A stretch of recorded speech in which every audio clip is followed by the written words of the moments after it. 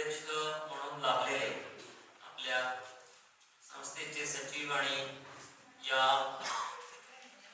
मतदारसंघाचे माजी आमदार पंडितराव देशमुख, स्त्रीवादी लेखिका, कवयित्री आणि संपादक मुंबई विद्यापीठातील प्राध्यापक वंदना महाजन आणि उपस्थित सर्व बंधू आणि भगिनी,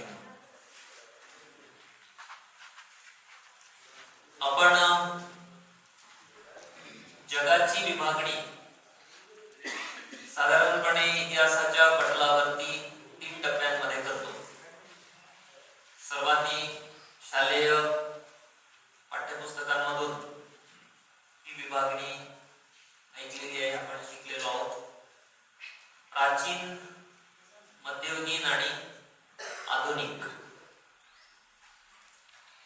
आपला जो प्रवास आहे तो मध्ययुगातून आधुनिक भारताकडे जो झाला,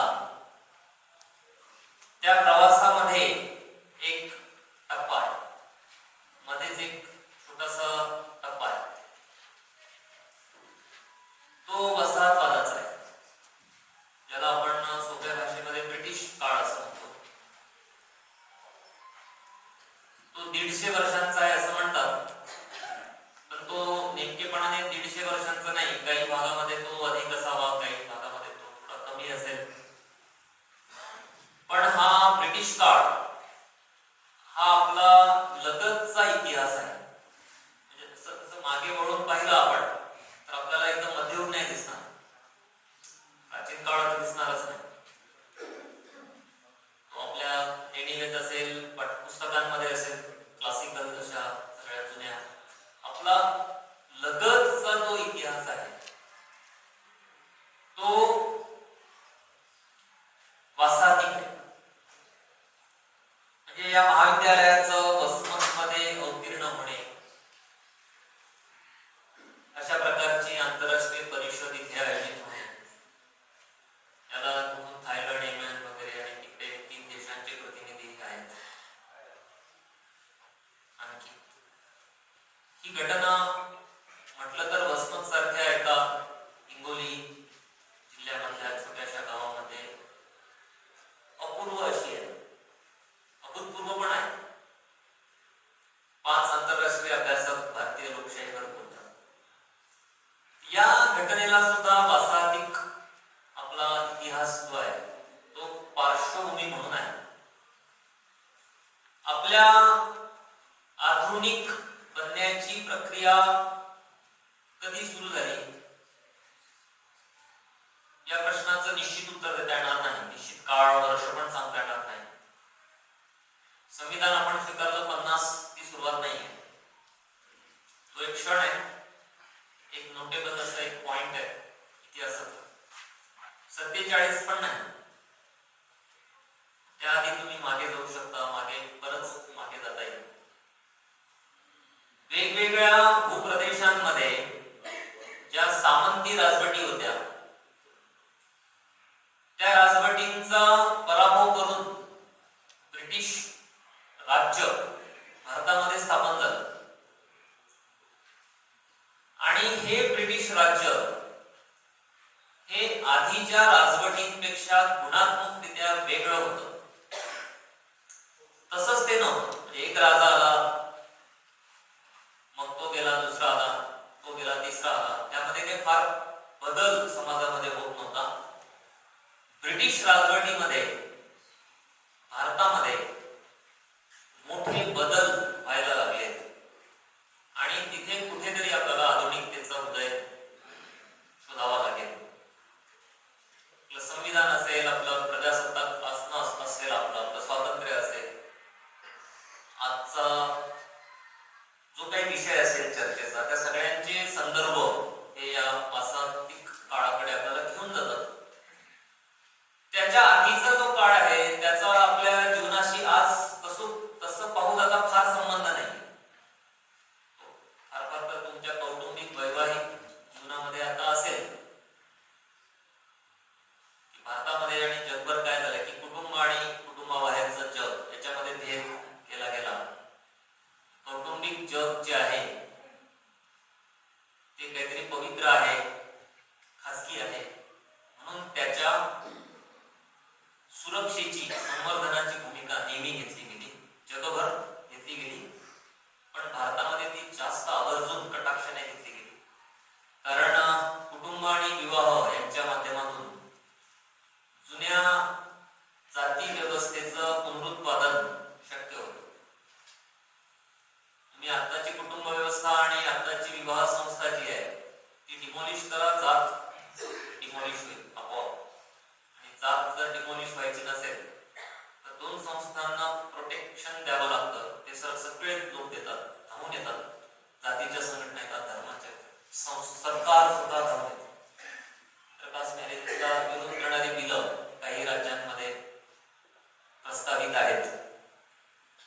स्टेट पण धावून येतं भारतामध्ये ते कुटुंब आणि विवाहाचं संवर्धन करण्यासाठी. त्यातून पितृसत्तेचं संवर्धन होतं, जातीचं संवर्धन होतं. म्हणून या दोन संस्था या पावित्र्य त्याला जोडलं जातं. त्या चिकित्सेच्या बाहेर ठेवल्या जातात, काही अंशी कायद्याच्या कक्षेबाहेर सुद्धा ठेवल्या जातात की नाही, हा आमचा अंतर्गत बाब आहे, कुटुंबाचा मुद्दा आहे, मी त्यात हस्तक्षेप करू नका. तर या कौटुंबिक, सामाजिक, सांस्कृतिक, धार्मिक क्षेत्रामध्ये सामंती आणि प्राचीन अवशेष दिसतात.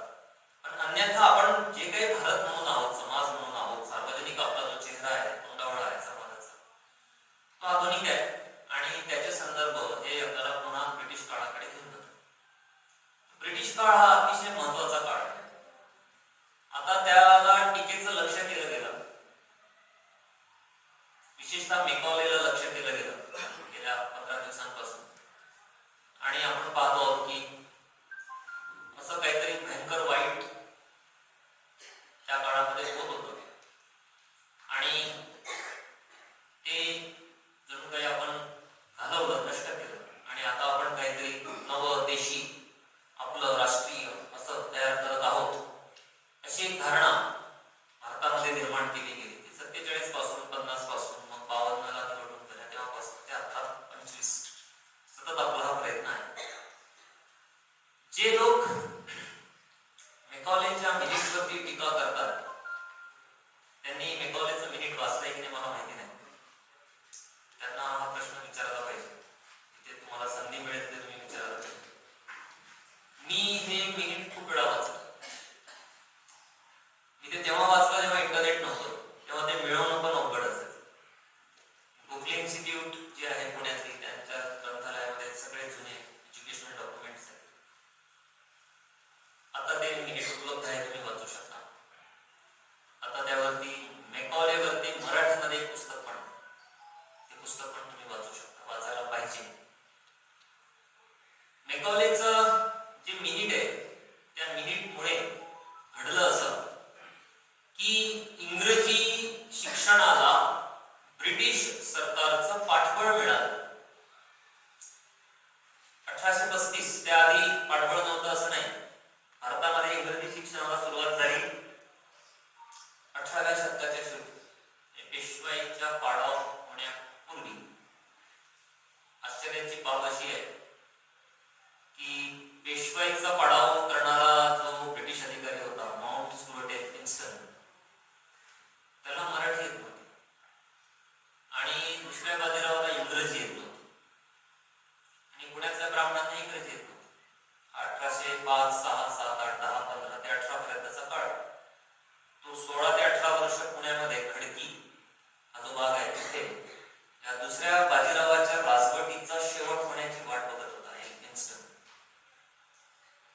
तो जेव्हा दुसऱ्या बाजीरावाला पहिल्यांदा भेटला शनिवार वाड्यामध्ये, तेव्हा त्याच्या डायरीमध्ये त्याने नोंदवून ठेवलेलं आहे त्या दुसऱ्या बाजीरावाच्या त्या जे काही राजवाडा जो काही आहे शनिवार वाडा, त्याच्या आतमधल्या दालनाचं वर्णन. आणि तो दुसऱ्या बाजीरावासोबत मराठीत बोलायला लागला.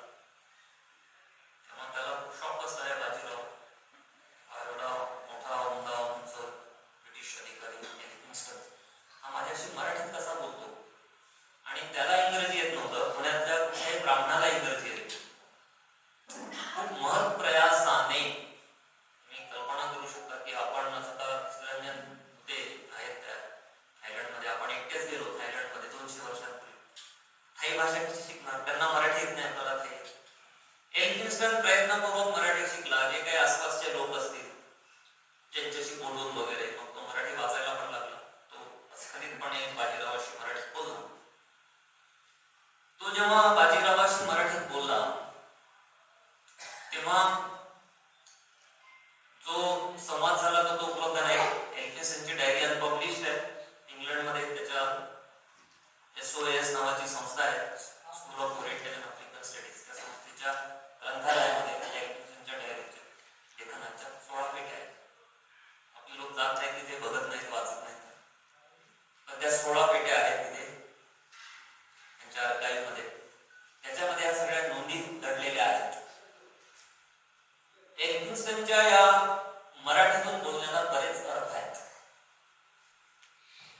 एक अर्थ असा आहे की जे ब्रिटिश अधिकारी भारतामध्ये होते ते मेकॉले सारखे नव्हते. उपरेपणा त्यांच्याकडे नव्हता की तो मेकॉले काही काळापुरता आला होता, काही महिने. तो तिकडे पार्लमेंटचा मेंबर होता, मोठा लेखक होता त्या काळाचा, इंग्लंडचा. तो येऊन त्याने त्याचं मिनिट वगैरे घेऊन त्याचं निर्णायक मत, समसमान मतं पडली होती, निर्णायक मत इंग्रजीच्या पारड्यात टाकून तो निघून पण गेला. तसं एल्फिन्स्टनचं नव्हतं. एल्फिन्स्टन हा पुणे आणि मुंबई या दोन शहरांमध्ये तब्बल 36 वर्ष राहिला. तो अविवाहित होता. त्याचं वर्णन जे उपलब्ध आहे प्रत्यक्षदर्शींनी केलेलं लिखित, ते असं आहे की तो जेव्हा त्याच्या तंबूमध्ये बसलेला असेल तेव्हा त्याच्या दोन्ही बाजूंना ग्रंथांची चळत असायची. हे वर्णन आहे 1810, 12, 13, 14 च्या काळाचं. 18ला त्याने शनिवारवाडा ताब्यात घेतला. जिथे दुसरा बाजीराव बसायचा तिथे तो जाऊन बसला आणि तो बसल्यानंतर त्याला काय वाटलं हे पण त्याने त्याच्या मिनिट त्याच्या त्या डायरीमध्ये लिहून ठेवले. दुसरा बाजीरावाची सत्ता संपली. पुण्यामधून 2 प्रतिक्रिया आल्या.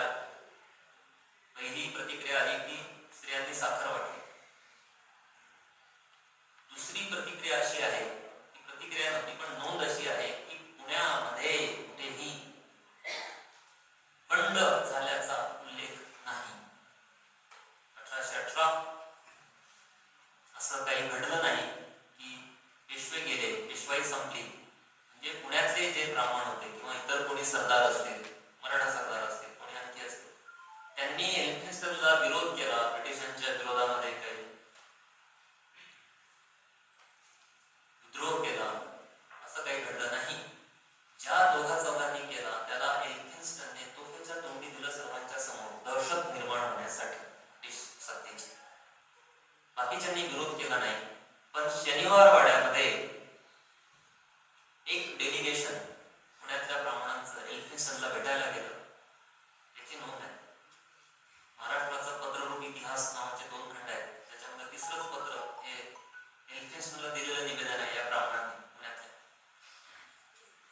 निवेदन असं आहे की आम्ही जरी कोणी एकेकाळी दुसऱ्या बाजीरावाचे पाठीराखे असलो, समर्थक असलो, तरीही आमचा तुम्हाला विरोध नाही. तथापि तुम्ही आमच्या काही मागण्या मान्य कराव्यात. आता सत्ता जी असते, कोणतीही सत्ता, कोणतीही, 4 देशांचे प्रतिनिधी आहेत या कॉन्फरन्सला. त्या 4ही देशांमधली सत्ता, अमेरिकेची सत्ता, भारताची आजची समजा, नाही तर ब्रिटिश काळातली समजा, नाही तर शिवाजी महाराजांच्या काळातली समजा, कुठली पण जी सत्ता असते, सत्ता, पॉवर ज्याला असं म्हणतात, त्या पॉवर मध्ये काय असतं तर त्याच्यामध्ये निगोशिएशन्स असतात. निगोशिएशन्स, विविध हितसंबंधी गटांचे निगोशिएशन्स असतात. म्हणजे त्यांच्या वाटाघाटी असतात, सरळ सरळ वाटाघाटी असतात. आम्ही हे, तुम्ही ते, तुमचं काय आमचं काय, कॉम्प्रोमाइज करू आणि राहू. 1818 मध्ये कॉम्प्रोमाइज झालं.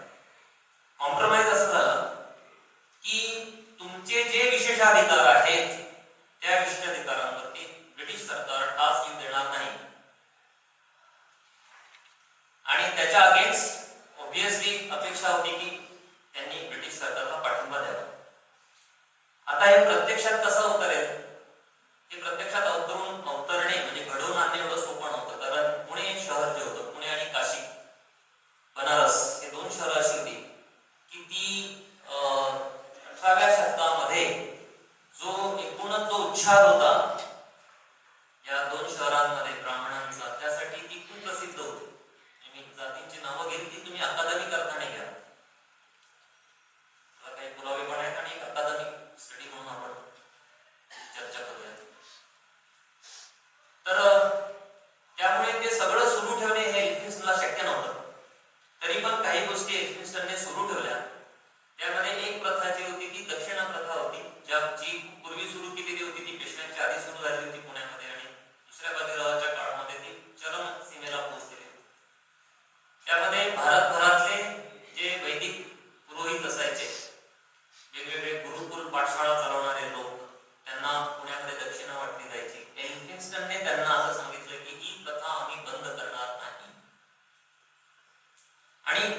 बाब अशी घडली की पुणे हे संस्कृत वगैरे ब्राह्मणी संपूर्ण विद्येचं क्षेत्र बनलेलं होतं पेशव्यांच्या काळामध्ये. त्यामुळे त्यांच्या अभिलाषा ज्या होत्या त्या अभिलाषांना एक सकारात्मक प्रतिसाद म्हणून एल्फिन्स्टनने पुण्यामध्ये 1821 मध्ये संस्कृत पाठशाळेची स्थापना केली.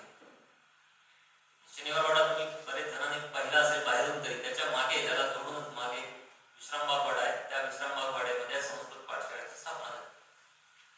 आता ही स्थापना ही महाराष्ट्रामधली आधुनिक म्हणवली जाणारी ब्रिटिशांनी स्थापन केलेली पहिली महत्वाची शिक्षण संस्था आहे. त्याच पाठोपाठ पुण्यानंतर मुंबईमध्ये एल्फिन्स्टन कॉलेजची स्थापना आहे, विल्सन कॉलेजची स्थापना आहे. त्याच काळात एकाच दशकामध्ये 1820 ते 1830 या 10 वर्षांमध्ये या दोन शहरांमध्ये 3-4 संस्था स्थापन झाल्या. ब्रिटिशांनी पुरता जम पण बसवलेला नाही, पण आधुनिक म्हणल्या जाणाऱ्या या शिक्षण संस्थांची स्थापना होते. आता संस्कृत पाठशाळा जी आहे ती तशी आधुनिक नव्हती, तशी ती पारंपरिक होती. पण ती ब्रिटिशांनी स्थापन केल्यामुळे आपण असं म्हणू शकतो की तिला काही आधुनिक असं एक परिमाण होतं, कारण पगार जे होते ते ब्रिटिश सरकार करीत असे. मग हळूहळू या संस्कृत पाठशाळेमध्ये शूद्रांना प्रवेश मिळायला लागला. ते वर्ष 1852, 51 आणि 52च्या मध्ये. पण त्या शाळेमध्ये कोणी शूद्र शिकल्याचा उल्लेख नाही, म्हणजे 50-100 वर्ष. पण ब्रिटिशांनी शूद्रांच्या शिक्षणाच्या बाजूने कौल टाकला ते घडायला 30 वर्ष लागले. स्थापना 21 ते 51 या 30 वर्षांमध्ये ही सगळी घटना घडली. एवढा सगळा बदल पुण्यामध्ये झाला. दुसरी एक घटना अशी घडली की पुण्यामध्ये इंग्रजी शिक्षणाची सोय नव्हती. फर्ग्युसन कॉलेजची स्थापना व्हायची होती आणि हे जे संस्कृत पाठशाळा आहे या संस्कृत पाठशाळेचं एका मोठ्या चांगल्या नामांकित डेक्कन कॉलेजमध्ये रूपांतर व्हायचं. संस्कृत शिकून काय करणार आपण, किती काळ संस्कृत शिकणार, ही एक अस्वस्थता पुण्यामध्ये होती, बंगालमध्ये होती आणि सर्वत्र होती. ही अस्वस्थता शूद्रांमध्ये नव्हती, स्त्रियांमध्ये पण नव्हती. स्त्रियांना काही संस्कृत शिकण्याचं काही कारण नव्हतं 19व्या शतकात. पंडित रमाबाई शिकल्या तर त्यांच्यावर बॉयकॉट पुण्यामध्ये 18व्या शतकात 19व्या शतकाच्या शेवटी आला. खूप उशिरा पण ती सगळी कटऑफ होती की स्त्रियांनी संस्कृत शिकू नये. ते पंडित रमाबाईंच्या चरित्रामध्ये तुम्ही वाचू शकता. स्त्रियांचा मुद्दा नव्हता, मुद्दा होता शूद्रांच्या संस्कृत शिकण्याचा. तो औपचारिक अर्थाने ब्रिटिशांनी शूद्रांच्या बाजूने कौल टाकून सोडवला.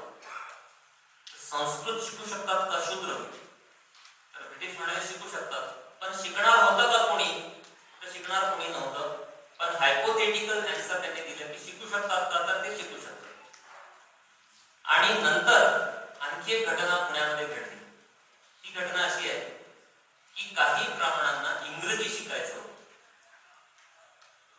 आता पुण्यामध्ये इंग्रजी शिकण्याची सोय नाही, मग काय करायचं, तर त्यांना त्या या संस्कृत पाठशाळेचे जे प्राचार्य होते मेजर कॅन्डी, त्यांना निवेदन द्यायचं होतं. आता आपण लोक निवेदन देतो, प्राचार्यांना देतात, तुम्ही कलेक्टरला निवेदन दिलं जातं, निवेदन दिले जातात. असं काही होत नाही की आता निवेदन द्यायला निघाले मामा दादा सरांना कोणी आणि मध्ये त्यांचा हल्ला झाला, असं शक्यतो होणार नाही.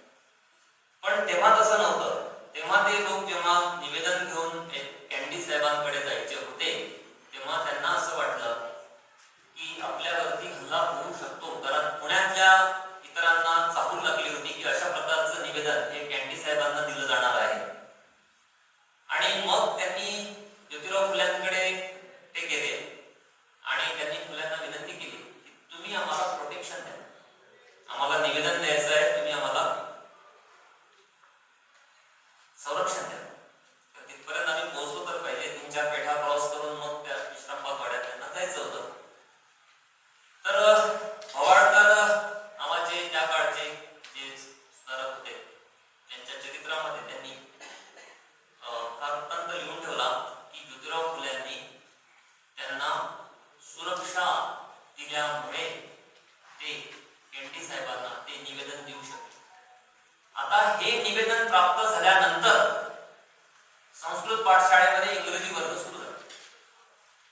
आता हा क्रम पण नीट समजून घ्यावा लागेल आणि डिमांड पण नीट समजून घ्यावा लागेल की डिमांड कोणाची होती.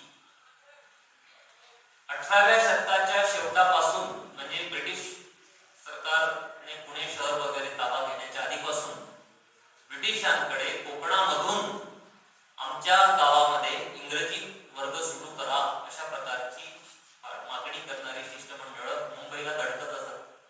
पुणे नगर नाशिक भागातून ती गेली नाही, कारण तो पेशवाईचा प्रांत होता. पण पेशव्यांच्या काळाच्या मध्येच म्हणजे संपायच्या आधीच, पेशवाई संपण्यापूर्वीच अशा प्रकारची निवेदनं ही कुलाबा, पनवेल, रायगड या भागामधून मुंबईला पाठवली जात आणि ती निवेदनं ब्रिटिश सरकारकडे भारतभरातून येत. ती इतकी असायची की मेकॉलेने त्याच्या मिनिटमध्ये असं नोंदवून ठेवलंय की इंग्रजी शिकण्यासाठी भारतीय लोक उत्सुक आहेत, ब्रिटिश सरकारने फक्त त्याला सकारात्मक प्रतिसाद द्यायचा आहे. तथापि अरेबिक आणि संस्कृत शिकण्यासाठी मात्र ब्रिटिशांना शिष्यवृत्ती द्यावी लागते. हे वाक्य आहे मेकॉलेच्या मिनिट मधलं. 1835 ची स्थिती होती की ह्या ज्या भाषा, आता संस्कृत एक क्लासिकल लँग्वेज आहे, आता पाली पण एक क्लासिकल लँग्वेज, मराठीला पण तो दर्जा मिळाला, पण ह्या भाषा शिकण्यासाठी मात्र ब्रिटिशांना कुठल्या ना कुठल्या प्रकारची फेलोशिप, स्कॉलरशिप ही तेव्हा द्यावी लागत होती. आणि तेव्हापासून आजपर्यंत 1835 ते 2025 190 वर्षांच्या काळामध्ये आपण असं म्हणजे म्हणू शकतो आता की संस्कृत एज्युकेशन जे आहे, मुख्यतः जे स्कॉलरशिप आहे, जे काही इन्स्टिट्यूट्स आहेत, महाराष्ट्रामध्ये एक संस्कृत विद्यापीठ आहे, ते मराठी विद्यापीठ स्थापन होण्याच्या अनेक दशका आधी स्थापन करण्यात आलं महाराष्ट्रामध्ये रामटेकला. तर संस्कृताचं जे शिक्षण आहे ते गेल्या 200 वर्षांपासून आणि खरं म्हणजे त्याच्याही आधीपासून हे राज्य संस्थेच्या दातृत्वावरच टिकून राहिलेलं होतं. म्हणजे सरकारच्या आर्थिक मदतीवरच ते टिकून राहिलेलं होतं. आजही ते तसंच टिकून आहे. त्याच्या आधी पण ते तसंच होतं. 1947, 50, 60च्या दशकामध्ये आणि ब्रिटिश काळामध्ये सुद्धा ब्रिटिशांना त्याला दातृत्व बहाल करावं लागलं. पहिल्यांदा एल्फिन्स्टनने केलं पुण्यामध्ये आणि नंतर सगळीकडे त्यांना ते दातृत्वाची भूमिका घ्यावी लागली. आता घडलं असं की मेकॉलेने दोन गोष्टी केल्या. एक तर संस्कृतवरती जबरदस्त टीका केली आणि इंग्रजीची पाठराखण केली. तर त्या काळामध्ये 2 मिनिट्स आले.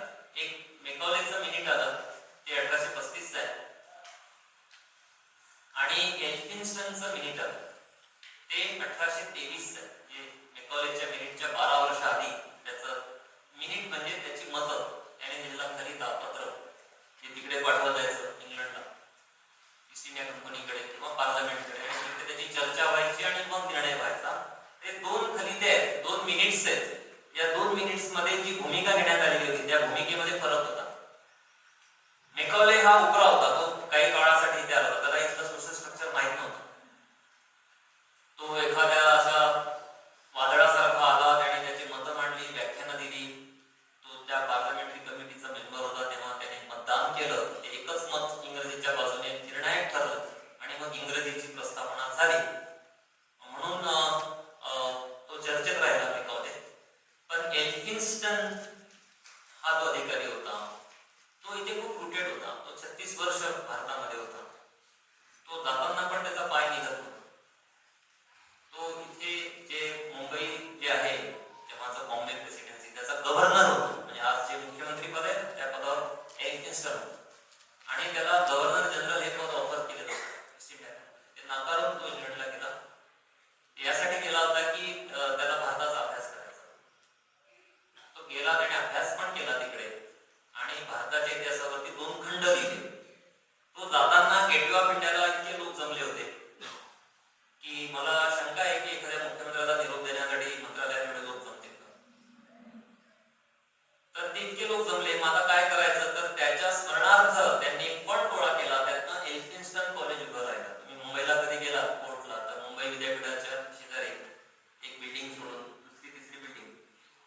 एल्फिन्स्टन कॉलेजची बिल्डिंग आहे, ते तुम्ही बघा. ते संस्कृत पाठशाळेच्या स्थापनेनंतरचं कॉलेज आहे. तर हा जो सगळा काळ आहे हा निगोशिएशनचा काळ आहे. निगोशिएशन्स. समाजामध्ये कोणता गट हा सांस्कृतिक दृष्ट्या, आर्थिक दृष्ट्या, राजकीय दृष्ट्या प्रभावी होतो आणि त्याचा प्रभाव तो कसा दाखवतो यावरून त्याची निगोशिएशन म्हणजे वाटाघाटी करण्याची त्याची पातळी म्हणा किंवा त्याची क्षमता वच ठरते आणि त्यानुसार सत्तेमध्ये त्यांना वाटा हा दिला घेतला जातो. भारताच्या शिक्षणामध्ये नेमकं हे घडत होतं ब्रिटिश काळामध्ये की कोण समुदाय किती मोकल आहेत, किती मोठ्याने ते आवाज देतात, किती संघटितपणे सत्तेसोबत वाटाघाटी करतात, यावरती सगळ्या शिक्षणाची रचना ही आकाराला येत होती. ब्रिटिशांचे सर्वोच्च हितसंबंध हे इंग्रजी भाषा रुजविण्यामध्ये होते. संस्कृत भाषेला गुंजारण्यामध्ये त्यांचे काही हितसंबंध नव्हते, पण ती इथल्या पंडितांची भाषा असल्यामुळे, इथल्या स्कॉलरशिपची भाषा असल्यामुळे संस्कृतला त्यांनी एक प्रकारचं पाठिंबा, सकारात्मक एक प्रतिसाद दिलेला आहे. हे राज्यकर्ते लोक सांगणार नाहीत किंवा हे आता जे इंग्रजीला विरोध करतायत ते सांगणार नाहीत, पण संस्कृत भाषेला मोठ्या प्रमाणावरती पाठबळ ब्रिटिशांनी दिलं. वेगवेगळ्या ठिकाणी संस्कृत पाठशाळा ह्या सुरू करण्यात आल्या, वेगवेगळ्या फेलोशिप्स ह्या बहाल करण्यात आल्या आणि संस्कृत भाषेची एकूण विद्वत्ता जी आहे तिच्या पाठिंब्याची भूमिका ही ईस्ट इंडिया कंपनी सदोदित घेतली. म्हणजे अगदी लॉर्ड बेंटिंग जो आहे पहिला जो गव्हर्नर जनरल आहे त्याने सुद्धा बनारसला पहिल्यांदा संस्कृत कॉलेजची स्थापना केली. ही पेशवाई संपण्याच्या 50 वर्षाआधी स्थापन झालेलं कॉलेज. त्याच्यावरूनच पुढे पुढे पुढे पुढे विकास आपण पाहतो की नंतर पूर्ण नव्या रूपामध्ये बनारस हिंदू विश्वविद्यालय वगैरे आलं. त्याचे बॅकग्राऊंड आहे ते ब्रिटिशांनी पहिल्यांदा या बनारसमध्ये दिलेला प्रतिसाद होता. बनारस आणि त्या प्रदेशामधल्या ब्राह्मणांनी इकडे संस्कृत कॉलेजची स्थापना झाली. कोलकात्यामध्ये मदरशाची स्थापना झाली, परंतु मुस्लिमांकडनं ब्रिटिशांनी तो प्रदेश घेतलेला होता आणि पुण्यामध्ये संस्कृत पाठशाळेची स्थापना झाली. हळूहळू क्रमाक्रमाने ह्या ब्रिटिशांनी इथल्या अभिजनांना गुंजारण्यासाठी स्थापन केलेल्या धार्मिक म्हणवल्या जाणाऱ्या या संस्थांचा विस्तार हा वेगवेगळ्या पद्धतीने झाला. त्यांचं रूप देखील बदललं आणि आपण पाहतो की 18व्या शतकाचा शेवट, 19व्या शतक, संपूर्ण 19व्या शतक जे आहे, 19व्या शतक जे आहे ते या वाटाघाटींमधून वेगवेगळ्या शिक्षण संस्थांच्या निर्मितीचं शतक आहे. जे समुदाय हे संघटितपणे ब्रिटिशांना अप्रोच झाले, म्हणजे त्यांना भेटले, त्यांना अधिकाऱ्यांना जाऊन सांगितलं त्यांनी आणि मागितलं काही, त्यांना शिक्षण संस्था ह्या सुरू करण्यासाठी ब्रिटिशांनी मुभा दिली. आता हे धोरण इंग्लंडमधल्या धोरणापेक्षा वेगळं होतं. इंग्लंडमध्ये जे धोरण होतं ते सरकारने स्वतः पुढाकार घेऊन शिक्षणाचा विस्तार करण्याची भूमिका घेतली.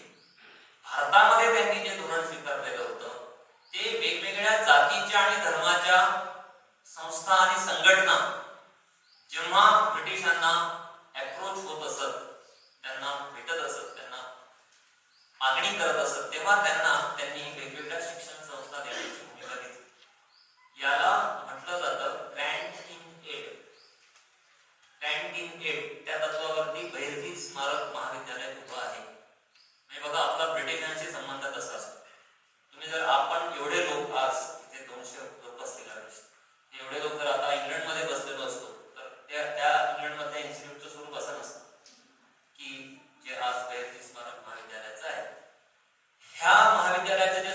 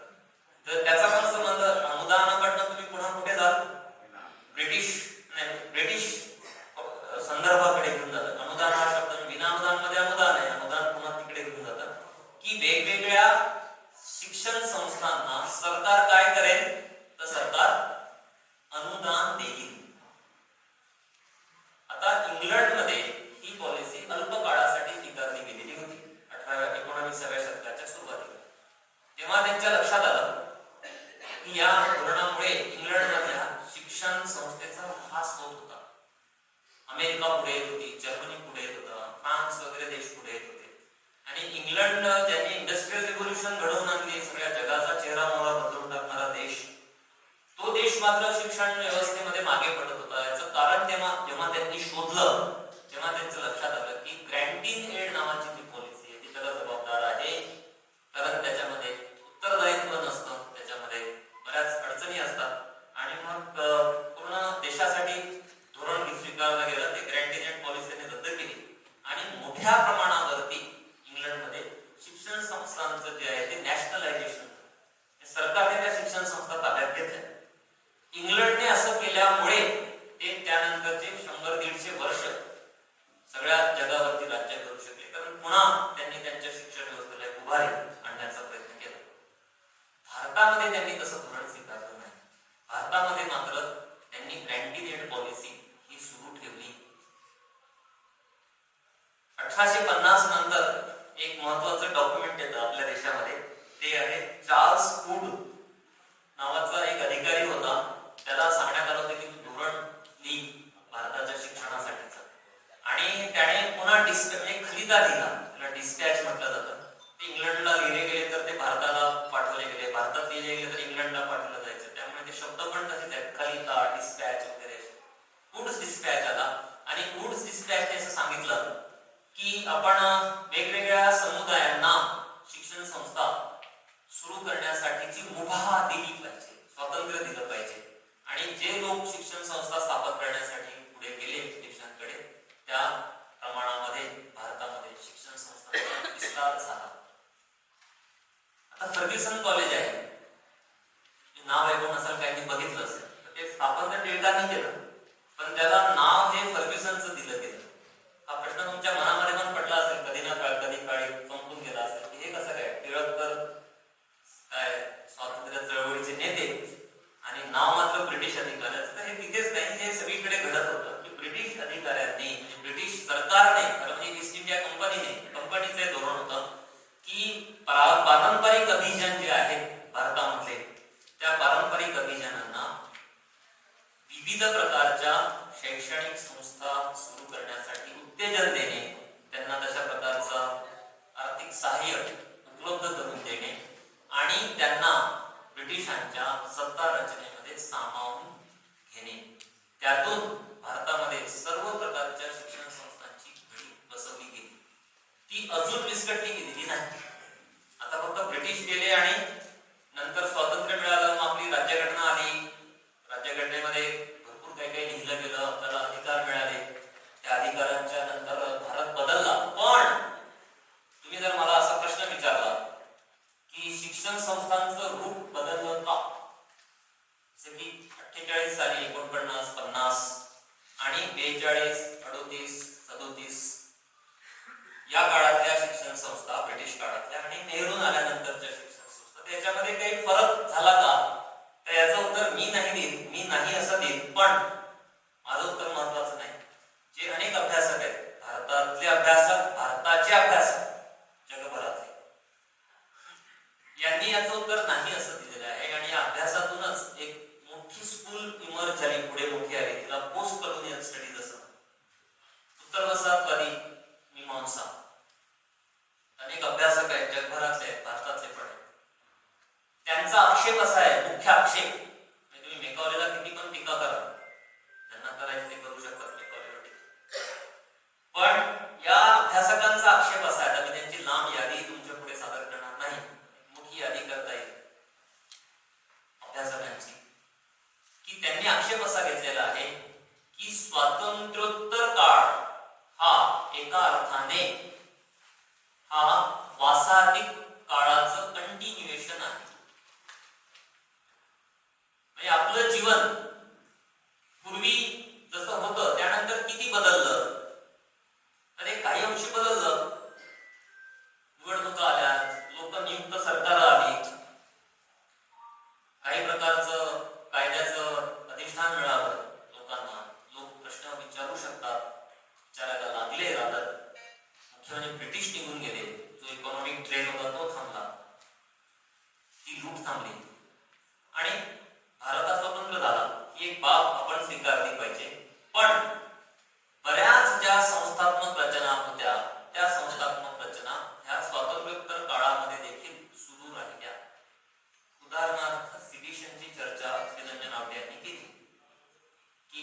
कोणाला तुम्ही म्हणणार की देशद्रोह ही संकल्पना ही पुन्हा तुम्हाला आपल्याला ब्रिटिश काळाकडे घेऊन जाते की त्या काळामध्ये ती कल्पना मांडली गेली, आपण ती स्वीकारली.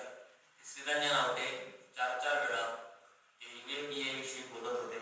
असा कायदा ज्या कायद्याअंतर्गत कुणालाही अटक करता येते आणि ती नॉन व्हेरिएबल असते, पोलिसांवर काही बंधन नाही आहे की त्यांनी किती दिवसांमध्ये चार्जशीट दाखल करावी आणि दर 6 महिन्यांनी किती काळ त्या अटकेला एक्सटेन्शन मिळत राहावं, याला काही अंत नाही.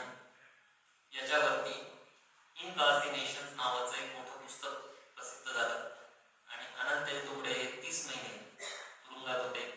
आता बाहेर आले काही महिन्यात. त्यांनी ते तुरुंगात जाण्यापूर्वी त्यांचे 23 पुस्तक होते आणि तुरुंगातून आल्यानंतर त्यांनी मागच्या 13 महिन्यांमध्ये 5 पुस्तके प्रसिद्ध केली. त्यात त्यांची आत्मकथा पण आहे, the cell and the soul नावाची. 30 पुस्तकं आहेत त्यांची. ते जेलमध्ये ते 30 महिने UAPA. हा कायदा काय तुम्ही नंतर थोडंसं त्याचं बघा, वाचू शकता. त्याचं विकिपीडिया नोट पण आहे UAPA ची. सिडिशन हे ब्रिटिश काळात आपण पुढे कंटिन्यू केलेलं आहे.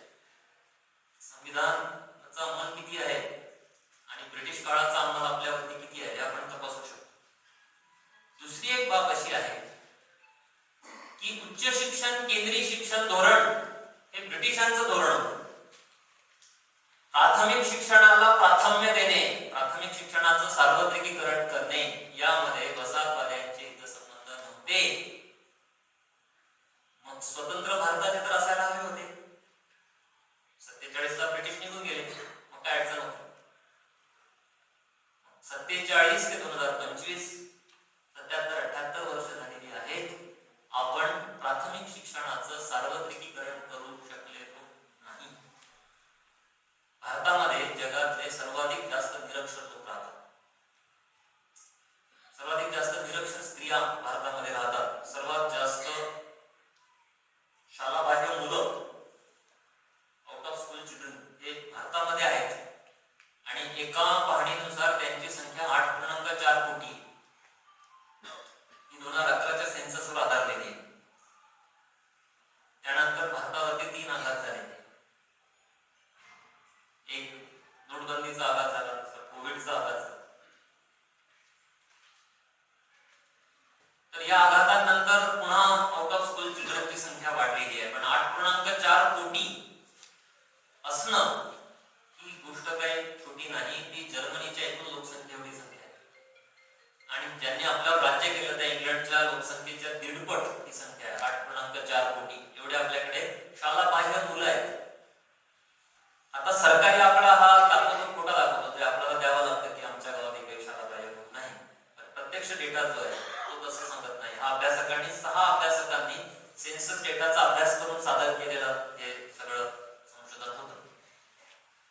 स्वातंत्र्यानंतर आपल्याकडे 2 गोष्टी घडल्या, लगोलग घडलेल्या आहेत. एक गोष्ट अशी घडली की पहिलं जे शिक्षण समिती स्थापन झाली, आयोग, तो विद्यापीठ शिक्षण आयोग नावाने स्थापन झाला 48 मध्ये. आणि तेव्हा डॉक्टर राधाकृष्णन हे आपल्याला राष्ट्रपती म्हणून मिळाले नंतर लगोलग काही वर्षांनी. पण त्याच्या आधी ते परदेशामध्ये होते. तर नेहरूंनी त्यांना पत्र लिहिलं की तुम्ही भारतामध्ये या, आम्हाला विद्यापीठ शिक्षण आयोग स्थापन करायचा आहे आणि त्याच्या अध्यक्षपदासाठी आम्ही तुम्हाला निवडत आहोत. राधाकृष्णन परदेशातून भारतात आले, ते अध्यक्ष झाले आणि त्यांनी एक मोठा रिपोर्ट, मोठा अहवाल हा उच्च शिक्षण आणि विद्यापीठ शिक्षणावर सादर केला. 48 चा अहवाल. खरं म्हणजे स्वातंत्र्यानंतर इतक्या तातडीने विद्यापीठीय शिक्षणाचा प्रश्न हा काही अटीतटीचा प्रश्न नव्हता भारतापुढे. पण पहिला जो आयोग आला तो उच्च शिक्षणासाठीचा आयोग आला आणि त्या पाठोपाठ पहिला जो भाषेवरची जी समिती होती, ती पण राष्ट्रीय समिती होती, ती सुद्धा त्याची पण गठीत झाली नेहरूंच्या काळामध्ये आणि ती संस्कृत भाषेसाठी होती. त्याची पार्श्वभूमी जी नेहरूंच्या चरित्रामध्ये आणि इतर पुस्तकांमध्ये ती अशी आहे की जवाहरलाल नेहरू हे पुण्यात आले, ते भंडारकर इन्स्टिट्यूट मध्ये गेले आणि भंडारकर इन्स्टिट्यूट मध्ये त्यांनी ते सगळे ग्रंथ, सगळा तो पाहिला पसारा संस्कृत सगळ्या विद्वत्तेचा, ग्रंथांचा, आणि ते भारावून गेले.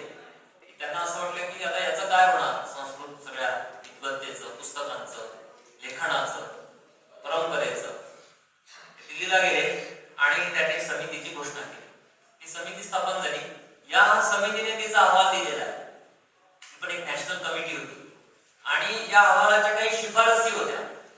त्या शिफारसींची अंमलबजावणी करण्यात आली नाही असं नाही, करण्यात आली. एक तर संस्कृत भाषा ही एक महत्वाची भाषा बनली, तिला संविधानिक पाठबळ मिळालं. जी की 1% पण लोक बोलत नाही भारतावर. ते त्या समितीचा परिणाम होता. दुसरं असं झालं की संस्कृत विद्यापीठांची स्थापना करण्याची शिफारस या समितीने केली. त्यानुसार ठिकठिकाणी संस्कृत विद्यापीठ आली.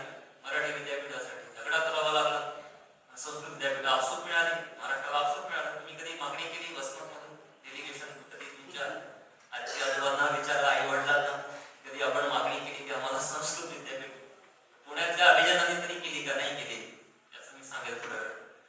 आणि तिसरी एक गोष्ट झाली की आकाशवाणी आणि पाठ्यपुस्तकं आणि शाळांमधून संस्कृत आहे. पूर्वी नव्हती. आपण ब्रिटिशांच्या पण एक पाऊल पुढे गेलो आणखी कर्मठ त्याच्या निकषावर, की शाळांमध्ये संस्कृत ऑप्शनल विषय आला. आपण सगळ्यांनी आकाशवाणीवरती संस्कृत बातम्या ऐकलेल्या असतील लहानपणी. ते त्या आयोगात, त्या समितीच्या शिफारसीनुसार ते आकाशवाणी सगळं केंद्र सरकारच्या ताब्यात आहे. तिकडनं त्यांनी बातम्या 5 मिनिटं हे संस्कृत बातम्या देण्यासाठी केला. संस्कृत कोणाला कळते? मला तर कोणाला कळत असेल तर काय मला वाटत नाही. कोणी असतं तर सॅल्यूट, पण कोणी नाहीये.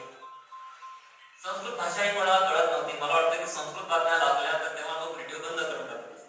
पुढचं पण लॉस होत असेल आकाशवाणीचा, पुढचं काय ऐकायचं असेल तर. पण ते संस्कृत भाषेत मधनं रेडिओवरून काय ऐकत होते? आता इथे प्रश्न तयार होतो की का, वाय? याची अनेक उत्तर देता येतील, अनेक. मी असं उत्तर देईन की याला वर्णाहंकार म्हणतात. हा अहंकार आहे की ही आमची जी काही संस्कृती आहे ती तुम्ही स्वीकारली पाहिजे, किंवा तुम्ही तिची नोंद घ्या. मी केव्हा नोंद घेणार? खेड्यापाड्यातले आम जनता, बहुजन समाज पसरला एवढा मोठा भारत विखुरलेला, तो कुठं नोंद घेणार होता संस्कृत भाषेची? त्याला कुठं संस्कृत शिकायचं कर्तव्य? मग रेडिओवरनं तुम्ही ऐका, पाठ्यपुस्तकामधनं तुम्ही वाचा. विद्यापीठांची स्थापना झाली. विशेषतः 3 लँग्वेज फॉर्म्युला स्वीकारलेला असताना संस्कृत ही शाळांमधनं 4थी भाषा म्हणून महाराष्ट्रामध्ये शिकवली जात होती, ऑप्शनल लँग्वेज म्हणून. ती सक्तीची करता येत नव्हती. 3 लँग्वेज पर्यंत सीमित आहे. कॉन्स्टिट्यूशनने आणि त्याच्या आधी जे होतं सगळं राजकारण, इंडियन नॅशनल काँग्रेस, त्याच्यामध्ये त्यांनी 3 लँग्वेज फॉर्म्युला स्वीकारलेला होता. 3 भाषा सूत्र. त्यामध्ये महाराष्ट्रामध्ये त्या म्हणतात की हिंदी, इंग्रजी आणि मराठी, त्याच्यामध्ये 4थी भाषा आणता येत नाही आणखी संस्कृत. पण ती आधी शाळेमध्ये ते त्या समितीचा एका शिफारशीच्या अंमलबजावणीचा भाग म्हणून आली. ह्या 2 गोष्टी स्वातंत्र्योत्तर काळामध्ये लगोलग घडल्या. घडायला असं हवं होतं की स्वातंत्र्यावेळी आपल्याकडे 15% लोक साक्षर होते, 85% लोक निरक्षर होते. तुम्ही तुमच्या आई वडिलांना किंवा आजी आजोबांना आठवू शकता, जे 47च्या काळामध्ये शाळेच्या वयामध्ये असतील, त्यांची स्थिती काय होती बघू शकता. ते शिकलेले असतील तर 15% टाका, निरक्षर असतील तर 85% टाका.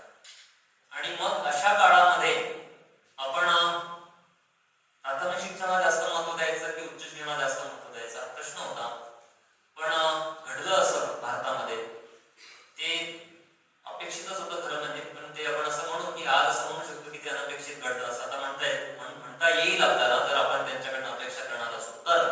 घडलं असं की मोठ्या प्रमाणावरती उच्च शिक्षणाला महत्व हे दिलं गेलं, आणि ते देताना प्राथमिक शिक्षण आणि माध्यमिक शिक्षणाचा मात्र बळी दिला गेला. हे कधी घडलं? 47, 50, 60, 70, 80, 90 पर्यंत हे घडत होतं. आता घटनेचं काय करायचं?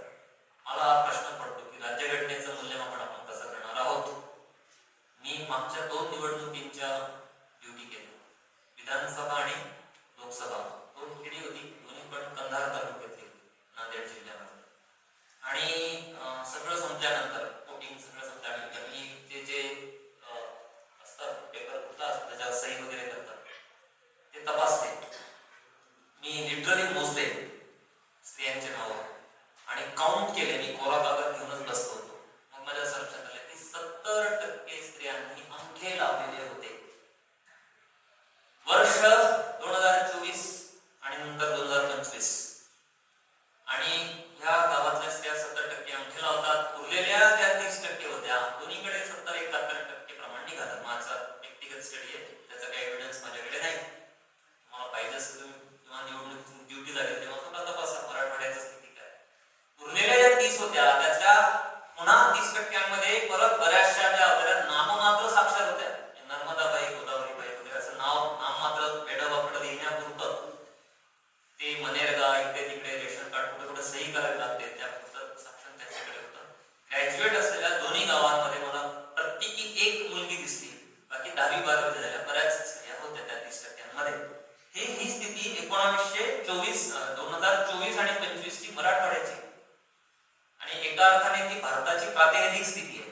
निरक्षरतेपासून ना मुंबई शहर सुटलेलं आहे. वंदना महाजन मॅडम आहेत, त्या लोकलने प्रवास करतात, त्यांना माहिती. लोकलमध्ये तुम्हाला सगळ्या प्रकारचे लोक दिसतात. दिल्लीची परिस्थिती. मग प्राथमिक शिक्षणाचं काय झालं? भारतातल्या प्राथमिक शिक्षणाचं काय स्थिती झाली गेल्या 75 वर्षांमध्ये, हा प्रश्न आहे.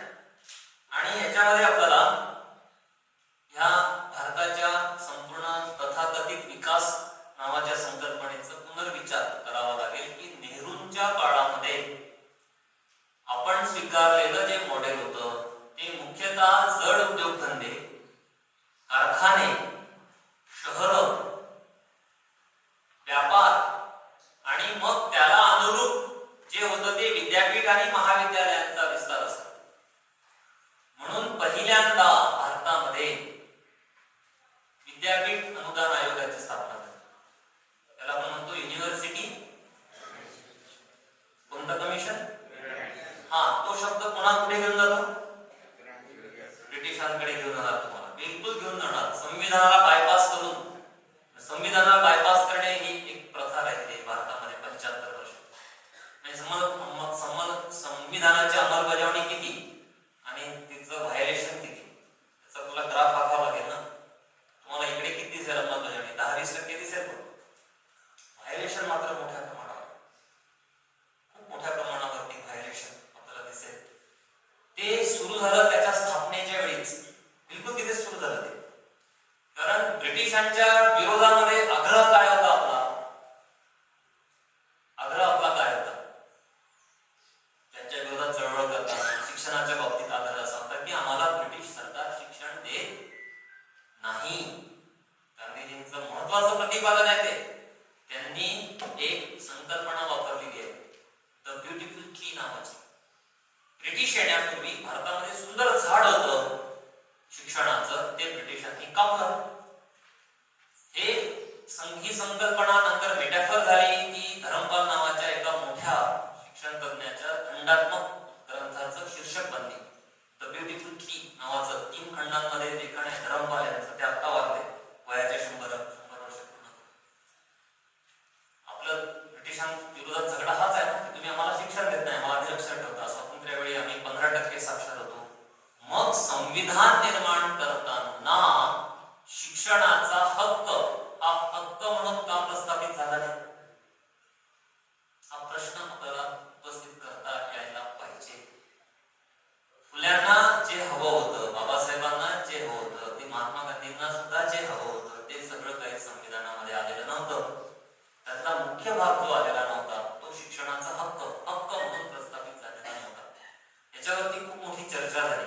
याच्या बॅकग्राऊंड मध्ये पण खूप मोठी चर्चा आहे. याच्या हे घडत असताना पण खूप मोठी चर्चा आहे आणि याच्या नंतर सुद्धा खूप मोठी चर्चा आहे. म्हणजे तो हक्क कधी आला? 2009 मध्ये.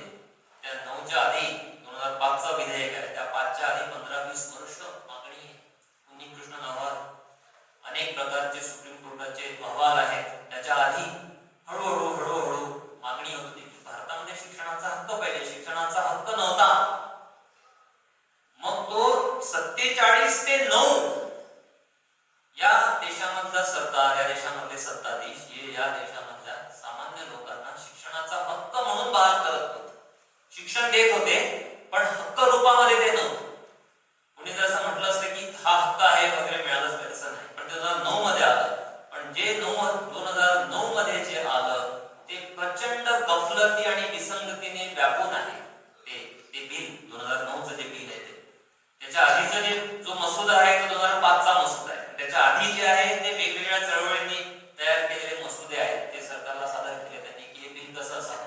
त्या सगळ्या लोकांच्या मागण्यांना बायपास करून 2009 मध्ये हा कायदा हा सरकारने पास केला आणि त्याच्यामध्ये प्रचंड विसंगती आहेत. पहिली विसंगती अशी आहे त्यातली की प्राथमिक शिक्षणाचं जे खासगीकरण होत होतं पूर्वीपासून, जे 2-3 प्रकारच्या शाळा आहेत भारतामध्ये, तशा एकूण 50-60 प्रकारच्या शाळा आहेत. आणि एक शाळा जी ती सरकारी शाळा आहे, जिल्हा परिषदेची शाळा. दुसरी जी आहे ती सेंट्रल स्कूल्स आहेत, त्या केंद्र सरकार चालवतं. तिसऱ्या प्रकारची शाळा आहे ती अनुदानित शाळा आहे, ज्या वेगवेगळ्या शिक्षण संस्था चालवतात, त्या अनुदानित आहेत. आणि चौथ्या प्रकारची जी शाळा आहे ती विना अनुदानित शाळा आहे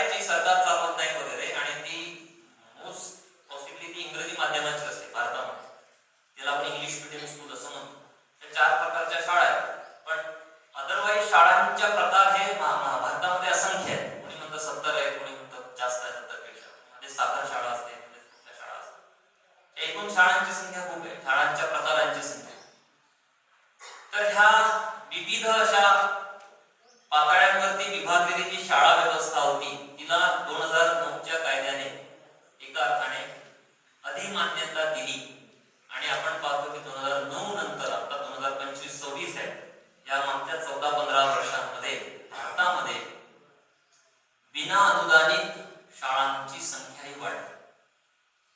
तुम्ही मेकॉलेंना किती दोष द्यायचा, किती टीका करायची टीका करा, पण स्वातंत्र्योत्तर काळामध्ये हिंदी एक भाषा म्हणून त्या भाषेचा उत्तरोत्तर लोप झाला उच्च शिक्षणामधून, आणि मराठी भाषेचा सुद्धा उत्तरोत्तर लोप होत गेला. उत्तरोत्तर तो लोप आहे. तुम्हाला एका विद्यापीठाची थोडीशी कथा सांगतो.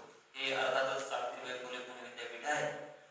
या विद्यापीठाची स्थापना ही मराठी विद्यापीठ म्हणून व्हायची होती, आणि यासाठी खूप मोठी चळवळ झाली पुण्यामध्ये. ती किती झाली? 25 वर्ष चळवळ झाली. 25 वर्ष म्हणजे 1948 मध्ये ते विद्यापीठ आलं, पण या समितीची स्थापना, महाराष्ट्र विद्यापीठ समितीची स्थापना ही 1924 साली पुण्यामध्ये ती समिती स्थापन केली. त्याच्यामध्ये 2 कर्मठ पुण्यातल्या विद्वानांनी पुढाकार घेतला. एक जे होते ते इतिहासाचार्य विका राजवाडे होते, ते तुम्हाला नाव माहिती आहे. दुसरे जे होते ते महामहोपाध्याय दत्तो अमन पोद्दार होते. ते नंतर या पुणे विद्यापीठाचे कुलगुरू झाले. हे 2 लोक अध्यक्ष आणि सचिव होते, आणि त्यांनी मागणी अशी केली की आम्हाला मराठी भाषेचं विद्यापीठ हवंय. प्रत्यक्षात असं घडलं की 48 मध्ये ते जे विद्यापीठ स्थापन झालं ते काही मराठी भाषेचं विद्यापीठ म्हणून स्थापन झालं नाही. मागणी 25 वर्ष तशी होती, पण प्रत्यक्ष जेव्हा ते विद्यापीठाची स्थापना झाली, ते जेव्हा अवतीर्ण झालं प्रत्यक्षात, तेव्हा ते पुणे विद्यापीठ नावाने अवतीर्ण झालं.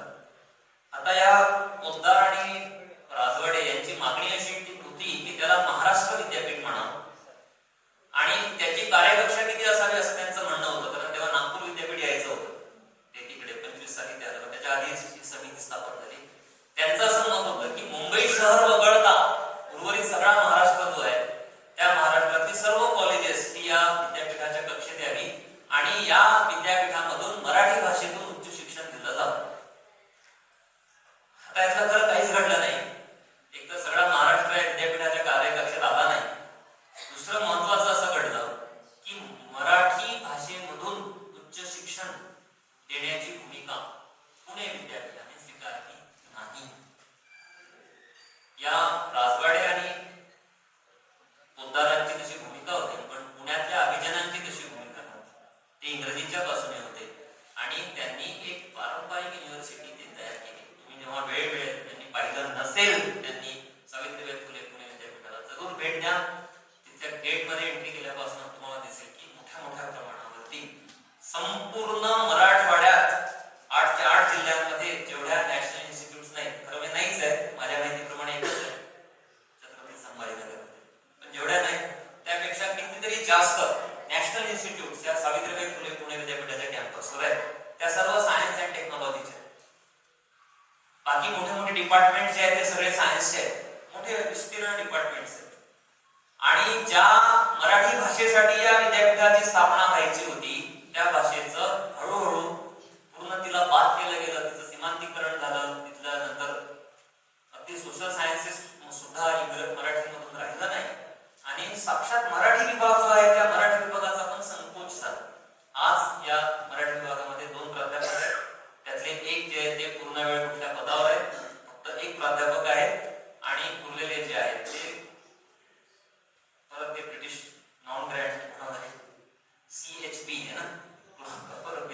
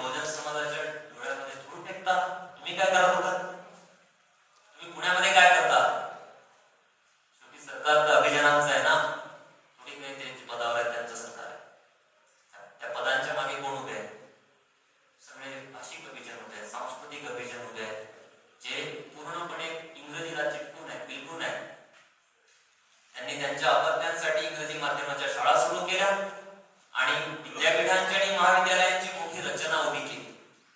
आज पुणे शहरामध्ये 34 खासगी विद्यापीठ आहेत. 34 एडेड युनिव्हर्सिटी असतील, 4, 5, 2, 3 असतील. किती असतील? सावित्रीबाई फुले पुणे विद्यापीठ मला एकच माहिती आहे, दुसरं ते पूर्णतः अनुदानित पण नाही. त्या अनुदानाचा पुन्हा वारंवार उल्लेख होईल. महाराष्ट्र टिळक विद्यापीठाविषयी मी बोलतो. बाकीचे कॉलेजेस आहेत ह्या पलीकडे पुण्यामध्ये 34 आता अलीकडे प्रायव्हेट युनिव्हर्सिटी झाल्या ज्यांचं माध्यम भाषा इंग्रजी आहे, मराठी नाही. तुम्ही सिम्बायसिस युनिव्हर्सिटी मध्ये गेला, तुम्हाला मराठीमधून एमबीए करता येतं का? भारतीय विद्यापीठामध्ये एमबीबीएस ला गेला, मराठीमधून एमबीबीएस करतात. तुम्ही इंग्रजीचा द्वेष करण्याची भूमिका का घेतं हे सरकार? आज ते गेल्या 15 दिवसांपासून जे मेकॉलेजच्या संदर्भात जी सगळी चर्चा सुरू झाली होती, तिचा आपल्याला नीटपणे त्याच्या मागे दडलेले जे हितसंबंध आहेत अभिजनांचे ते लक्षात घ्यायला पाहिजे. एखाद्या देशाचा प्रमुख व्याख्यान देतो तेव्हा तो स्वतः चुकीनं बोलत असतो. वेगवेगळे अभिजन त्यांच्या दिमतीला आहेत, ते त्यांचं सगळं टेक्स्ट जे आहे ते ड्राफ्ट करत असतात. त्यामुळे बहुजन समाजाला एका बाजूला इंग्रजीपासून लांब ठेवणे आणि मोठ्या एका वर्गाला अभिजनांमधल्या हे इंग्रजी शिक्षण जे आहे, विज्ञान तंत्रज्ञानाचे शिक्षण आहे ते उपलब्ध करून देणे, या द्वैतावरती आपलं जे आहे भाषिक धोरण हे गेल्या 75 वर्षांपासून इंग्रजीची लागवणूक करावी लागली नाही, ना ब्रिटिशांना, ना नेहरूंना, ना नंतरच्या सरकारांना. ती एक भाषा आहे, विज्ञान तंत्रज्ञानाची भाषा आहे, मालकांची भाषा आहे, एकेकाळच्या ब्रिटिशांची भाषा आहे. जगामध्ये तिचा विस्तार होतो आहे. त्यामुळे तिची मागणी ही सर्व वसाहतींमध्ये आहे. भारतात वसाहत आहे, साऊथ आफ्रिका वसाहत आहे. तुम्ही साऊथ आफ्रिकेमध्ये फ्रँचाइजला गेले होते 25 वर्षांपूर्वी, तर त्यांनी एक लेख लिहिला. त्या लेखामध्ये त्यांनी लिहून ठेवलं की मी बसमध्ये चढलो तर कंडक्टर अस्खलितपणे माझ्याशी इंग्रजी बोलायला लागला.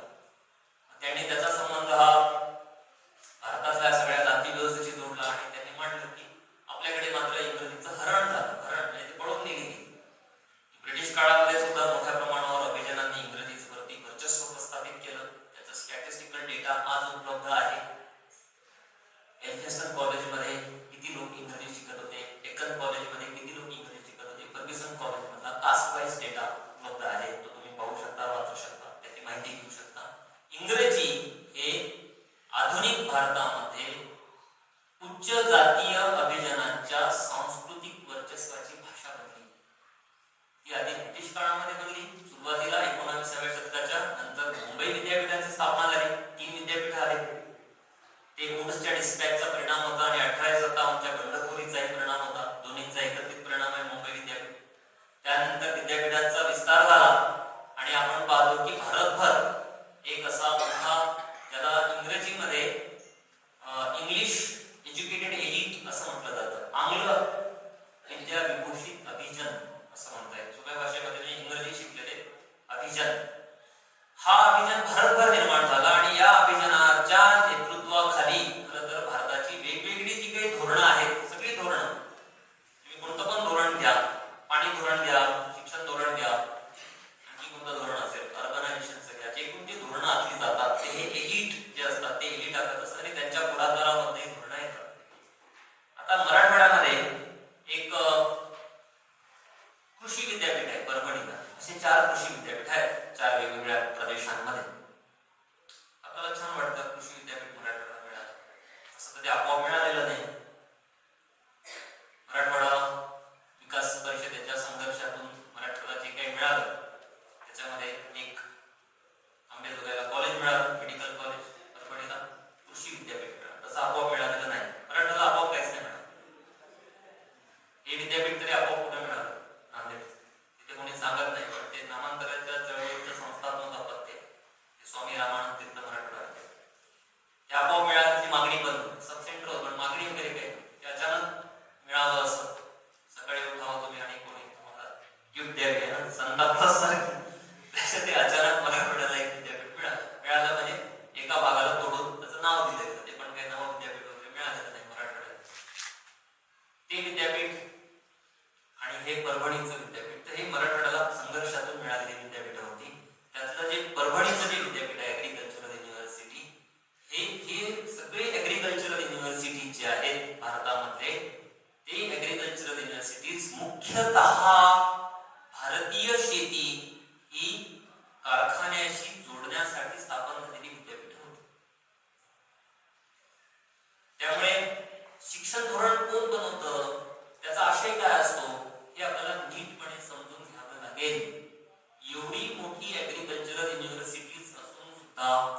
आपण आपल्या भुकेचा प्रश्न सोडवू शकलेलो नाही, आपल्या इरिगेशनचा प्रश्न सोडवू शकलेलो नाही. उलट ह्या ऍग्रिकल्चरल युनिव्हर्सिटीज मधून 3 समस्या आपल्या शेतीच्या तयार झाल्या. एक असं झालं की आपल्याकडे हायब्रिड नावाचं बियाणं आलं. दुसरं समस्या अशी झाली की त्याच्यासोबत आपल्याला कीटकनाशक त्याच्यावरती फवारावी लागत आहेत. आणि तिसरी समस्या अशी झाली की त्यांना आपल्याला रासायनिक खतं द्यावी लागत आहेत. त्याशिवाय ते बियाणं रुजू शकत नाही किंवा तुम्हाला अपेक्षित जे यील्ड आहे, जे उत्पादन आहे, ते उत्पादन तुम्ही घेऊ शकत नाही. त्यामुळे फुल्यांचा जो ध्येयवाद होता, तुम्ही हंटर आयोगाला दिलेलं जर निवेदन वाचलं तर त्याच्यामध्ये ते आहे की शेतकऱ्यांना, सामान्य लोकांना शेतीचं शिक्षण द्या. हा शिक्षणाचा एकच देशी कार्यक्रम होता. वसाहतवाद्यांना तो मान्य नव्हता. वसाहतवाद्यांनी काय केलं तर ते क्लासरूम सेंट्रिक स्कूल सिस्टम आणली त्यांनी, की शाळेची वर्गखोली असेल, वर्गखोलीमध्ये प्लॅटफॉर्म असेल, प्लॅटफॉर्मवरती शिक्षक उभा राहील आणि तो लेक्चर देईल. त्याला लेक्चर मेथड असं म्हणतात. आम्ही जे वर्गात करतो, आपण आता जे काही सगळे लोक करतो, त्याचा पण ब्रिटिश वसाहतवादाशी संबंध आहे. लेक्चर मेथड जी आहे ती वसाहती पद्धत आहे शिकवण्याची. फुल्यांना ती पद्धत अपेक्षित नव्हती. म्हणून फुल्यांच्या शाळेमधून जे अभ्यासक्रम होते ते अभ्यासक्रम फुले समग्र वाङ्मयाच्या शेवटी परिशिष्टामध्ये आहे, ते वेगळे अभ्यासक्रम आहेत. म्हणून त्यांच्या शाळेमधून नुकताच आढळल्यासारखी एक मुलगी तयार होऊ शकली जी पाणीदारपणे प्रश्न विचारते. तशी मुलगी न्यू इंग्लिश स्कूल मधून तयार झाली नाही, माझ्या तरी वाचण्यात नाही. मी बहुधा पुण्यातले सर्वच शिक्षणाचा इतिहास वाचला असेल गेल्या 20-25 वर्षांमध्ये. तशी मुलगी तुम्हाला न्यू इंग्लिश स्कूल मध्ये फर्ग्युसन कॉलेज मधून तयार झाल्याचे संदर्भ मिळत नाही. ती फुल्यांच्या शाळेमधून तयार झाली. त्याला फुल्यांनी दिलेला अभ्यासक्रम काढणे होते. या अभ्यासक्रमाची चर्चा फुल्यांनी हंटर आयोगाच्या दिलेल्या निवेदनामध्ये केली. ते असं म्हणत होते की तुम्ही शेतकऱ्यांना शेतीचं शिक्षण द्या. आपण सामान्यपणे लोकांना आवश्यक असणाऱ्या उत्पादन व्यवस्थेचं शिक्षण न देता एक सैद्धांतिक वर्गखोली केंद्री, लेक्चर मेथड, शिक्षक केंद्री अशी एक शिक्षण व्यवस्था स्वीकारली ब्रिटिशांनी आणि ती आपण पुढे सुरू ठेवली. तिला आपण कंटिन्युएशन दिलेलं आहे. 47, 50, 51, 52. त्याच्यामध्ये काही ब्रेक नाही आहे, कुठला असं डिपार्चर त्याच्यापासून आपण घेतलेलं नाही. आणि मग आपण जे आणलं ते ऍग्रिकल्चरल युनिव्हर्सिटीज आणल्या. ज्या ऍग्रिकल्चरल युनिव्हर्सिटीज मधून पूर्णपणे शेती बदलली. ती किती बदलली? ती एवढी बदलली की आता महाराष्ट्रामध्ये दर दिवसाला 7 शेतकरी आत्महत्या करतात. तो ॲव्हरेज आहे 7. तो वाढला असेल, काही वेळा नोंद होत नसेल, काही लोक आत्महत्या करत नाहीत, पण ते आत्महत्या सदृश्य मरण पत्करतात, त्याला सामोरं जातात. ते सगळे काउंट केले तर महाराष्ट्रामध्ये दररोज 10 वगैरे शेतकरी हे आत्महत्या करतात. भारतामध्ये दरवर्षी 2000हून जास्त शेतकरी हे शेती सोडून देतात. हे आपण ऍग्रिकल्चरल युनिव्हर्सिटीज आणल्यानंतरची शेतीची विपन्न अवस्था आहे. आज आपण असं पाहू शकतो की एकूण जो जीडीपी आहे भारताचा, त्या जीडीपीला भारतीय शेतीचा जो वाटा आहे त्यातला त्यांचं जे कॉन्ट्रीब्युशन आहे ते 15% खाली आलेलं आहे. शेतीवर अवलंबून असणारे लोक आजही तेवढेच आहेत, 60-65%, 70% काही भागामध्ये. आणि शेतीचा वाटा जो स्वातंत्र्य मिळाला तेव्हा 60% होता, त्यानंतर तो 50% झाला, 40 झाला. काही वर्षांपूर्वी तरी जेव्हा 77 झालं 14 मध्ये, तेव्हा तो 15% नव्हता, 15% पेक्षा जास्त होता. आता तो 15% झालेला आहे. आपण या समजा वसमत आहे, हळद केंद्रित सगळं प्रदेश आहे हिंगोलीचा, तर हे हळद जरी एक व्यापारी पीक असतं तरी समग्र जे शेती आहे तिचा जो वाटा राहील तो 15% जास्त नाही. आणि उरलेले जे 85% आहे ते व्यापार, सर्व्हिस सेक्टर आणि इंडस्ट्री मधनं भारतामध्ये तयार होतात. त्यामुळे शेतीचं जे सीमांतीकरण आहे, या शेतीच्या सीमांतीकरणाला एका अर्थाने ऍग्रिकल्चरल युनिव्हर्सिटीज जबाबदार आहेत. तिथले प्राध्यापक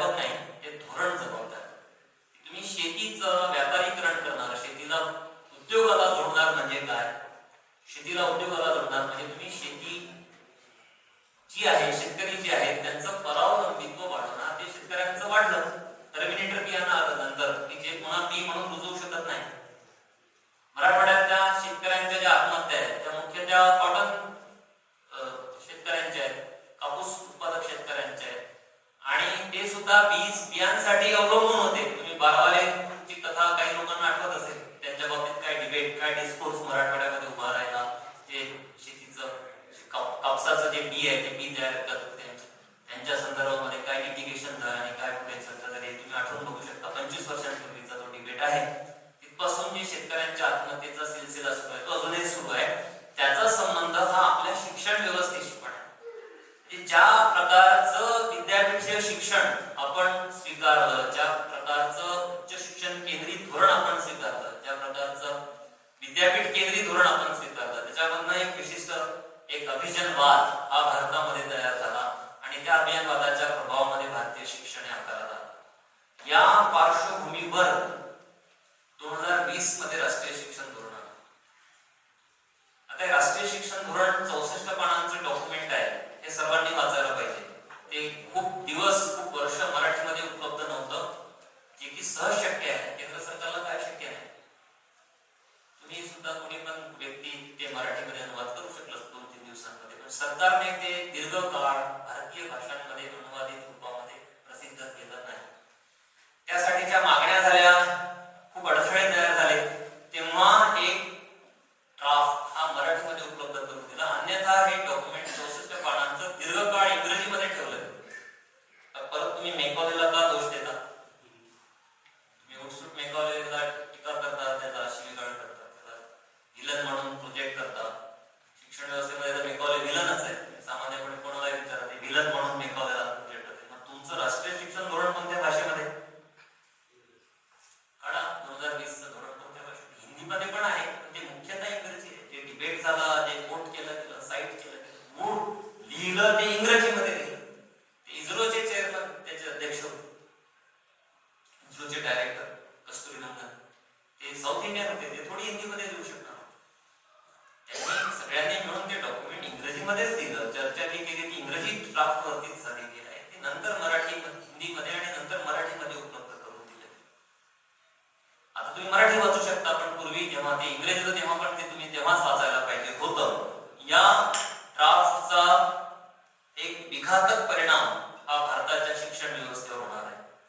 आता ज्याचा उल्लेख हा श्रीरंजन आवटे यांनी केला, त्या स्कूल क्लोजरचा सगळा मुद्दा आहे. त्यांनी 96,000 म्हटले. प्रत्यक्षामध्ये स्थिती अशी आहे की भारतामध्ये 1.5 लाख शाळा या बंद करण्यात आलेल्या आहेत. एकूण भारतामध्ये 14 लाख शाळा आहेत, 15 लाख शाळा आहेत. एकूण शाळांची संख्या 15 लाख आहे. त्या 15 लाखापैकी 1.5 लाख शाळा ह्या राजस्थान, मध्य प्रदेश, महाराष्ट्र जे मोठे राज्य आहेत त्या राज्यांमध्ये मुख्यतः त्या बंद करण्यात आलेल्या आहेत. अशा इंडिव्हिज्युअल स्कूल्सच्या पण स्टोरीज उपलब्ध आहेत, तुम्ही वाचू शकता. नांदेडमध्ये प्रजावाणी म्हणून एक लोकल न्यूजपेपर आहे, त्याच्यामध्ये गेल्या 3 वर्षांपासून वेगवेगळ्या गावकऱ्यांचा टाहो हा प्रसिद्ध होतो की ही शाळा बंद करू नका. ते झेडपीत निवेदन देतात, कलेक्टरला निवेदन देतात. काही दिवसांनी ती शाळा बंद झालेली असते. शाळा बंद करण्याविषयीचं सरकारचं धोरण स्पष्ट आहे. त्याने निकष ठरवलेले आहेत. त्या निकषानुसार जेवढ्या म्हणून शाळा ह्या त्या निकषावरती पात्र होतात बंद करण्यासाठी, तेव्हा त्या बंद केल्या जातात. पण शाळा बंद करता येत नाही. शाळा बंद करणे एवढं सोपं नाही लिगली, म्हणून ती मर्ज केली जाते. तिथल्या शिक्षकांना नोकरीतून काढून टाकता येत नाही, म्हणून त्यांची सेवा जी आहे ती कुठेतरी त्यांना सामावून घेतलं जातं. तिथल्या मुलांना पण कुठेतरी दुसऱ्या स्कूलमध्ये सामावून घेतलं जातं आणि याला स्कूल मर्जिंग म्हटलं जातं. राष्ट्रीय शिक्षण धोरणामध्ये एक संकल्पना मांडली गेली, स्कूल कॉम्प्लेक्स, की 3, 4, 5 शाळा मिळून एक कॉम्प्लेक्स तयार होईल आणि या कॉम्प्लेक्स मध्ये आपण चांगल्या प्रकारच्या सुविधा या शाळांमध्ये देऊ शकू. आता ऐकायला हे खूप छान वाटतं, गोंडस संकल्पना वाटते की या शाळेमध्ये सुविधा नाही, त्या शाळेमध्ये नाही, त्या शाळेमध्ये नाही, त्या शाळा एकत्र करायच्या आणि त्याला स्कूल कॉम्प्लेक्स म्हणायचं. व्यवहारात हा प्रश्न असा आहे की आहे त्या शाळा बंद करण्याचा मुद्दा आहे. मी एकदा एक कोऱ्या कागदावर जरा हिशेबच लिहायला बसतो की भारतामध्ये 8.4 कोटी बालकं ही शाळा बाह्य आहेत. 8.4 कोटी आणि भारतामध्ये 15 लाख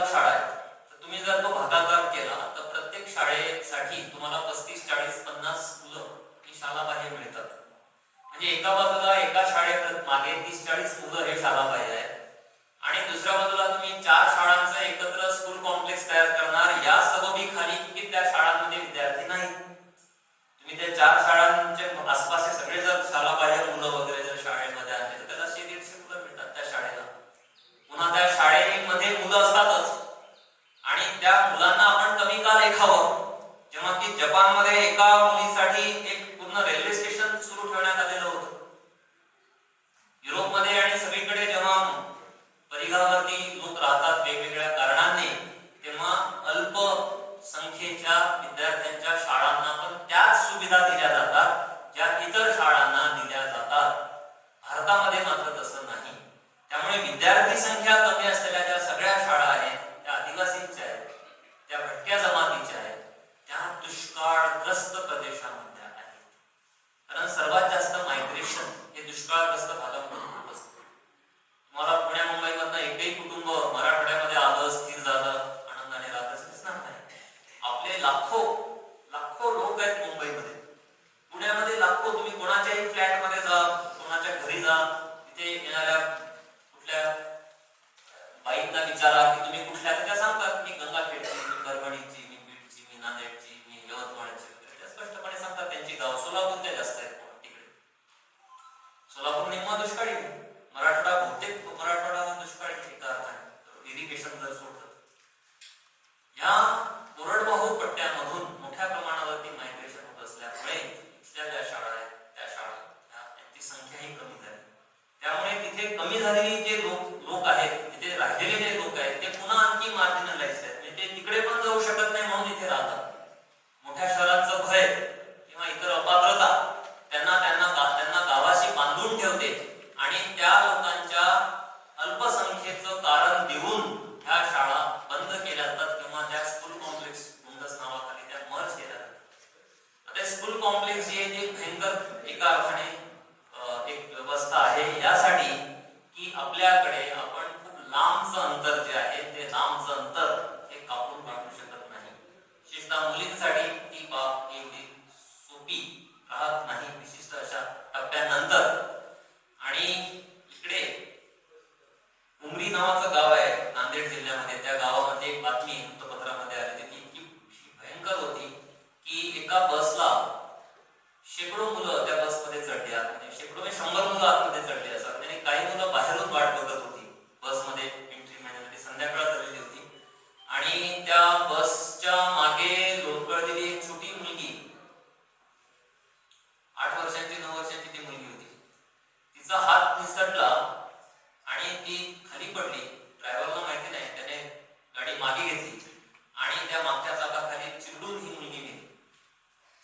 एक छोटीशी बातमी नांदेडच्या एका वृत्तपत्रामध्ये आली. नंतर मी त्या मुलीची, त्या फॅमिलीची सगळी माहिती मिळवली. मी जाऊ शकलो नाही तिथे, पण मी बहुतेक माहिती मिळवली. ते कोण होते तर ते मुस्लिम कुटुंब होतं, ते कोरडवाहू होतं, वडील अपंग होते, आई कुटुंब चालत होतं आणि ती मुलगी शिकण्यासाठी त्या गावात आलेली होती उमरीमध्ये.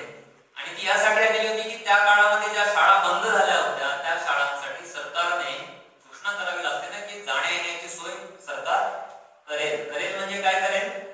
एक बस जी 15-20 गावांमधून फिरेल, तिला सगळे मुलं गोळा करून उमरी किंवा वसमत सारख्या ठिकाणी यायला सुद्धा 1.5-2 तास लागतात.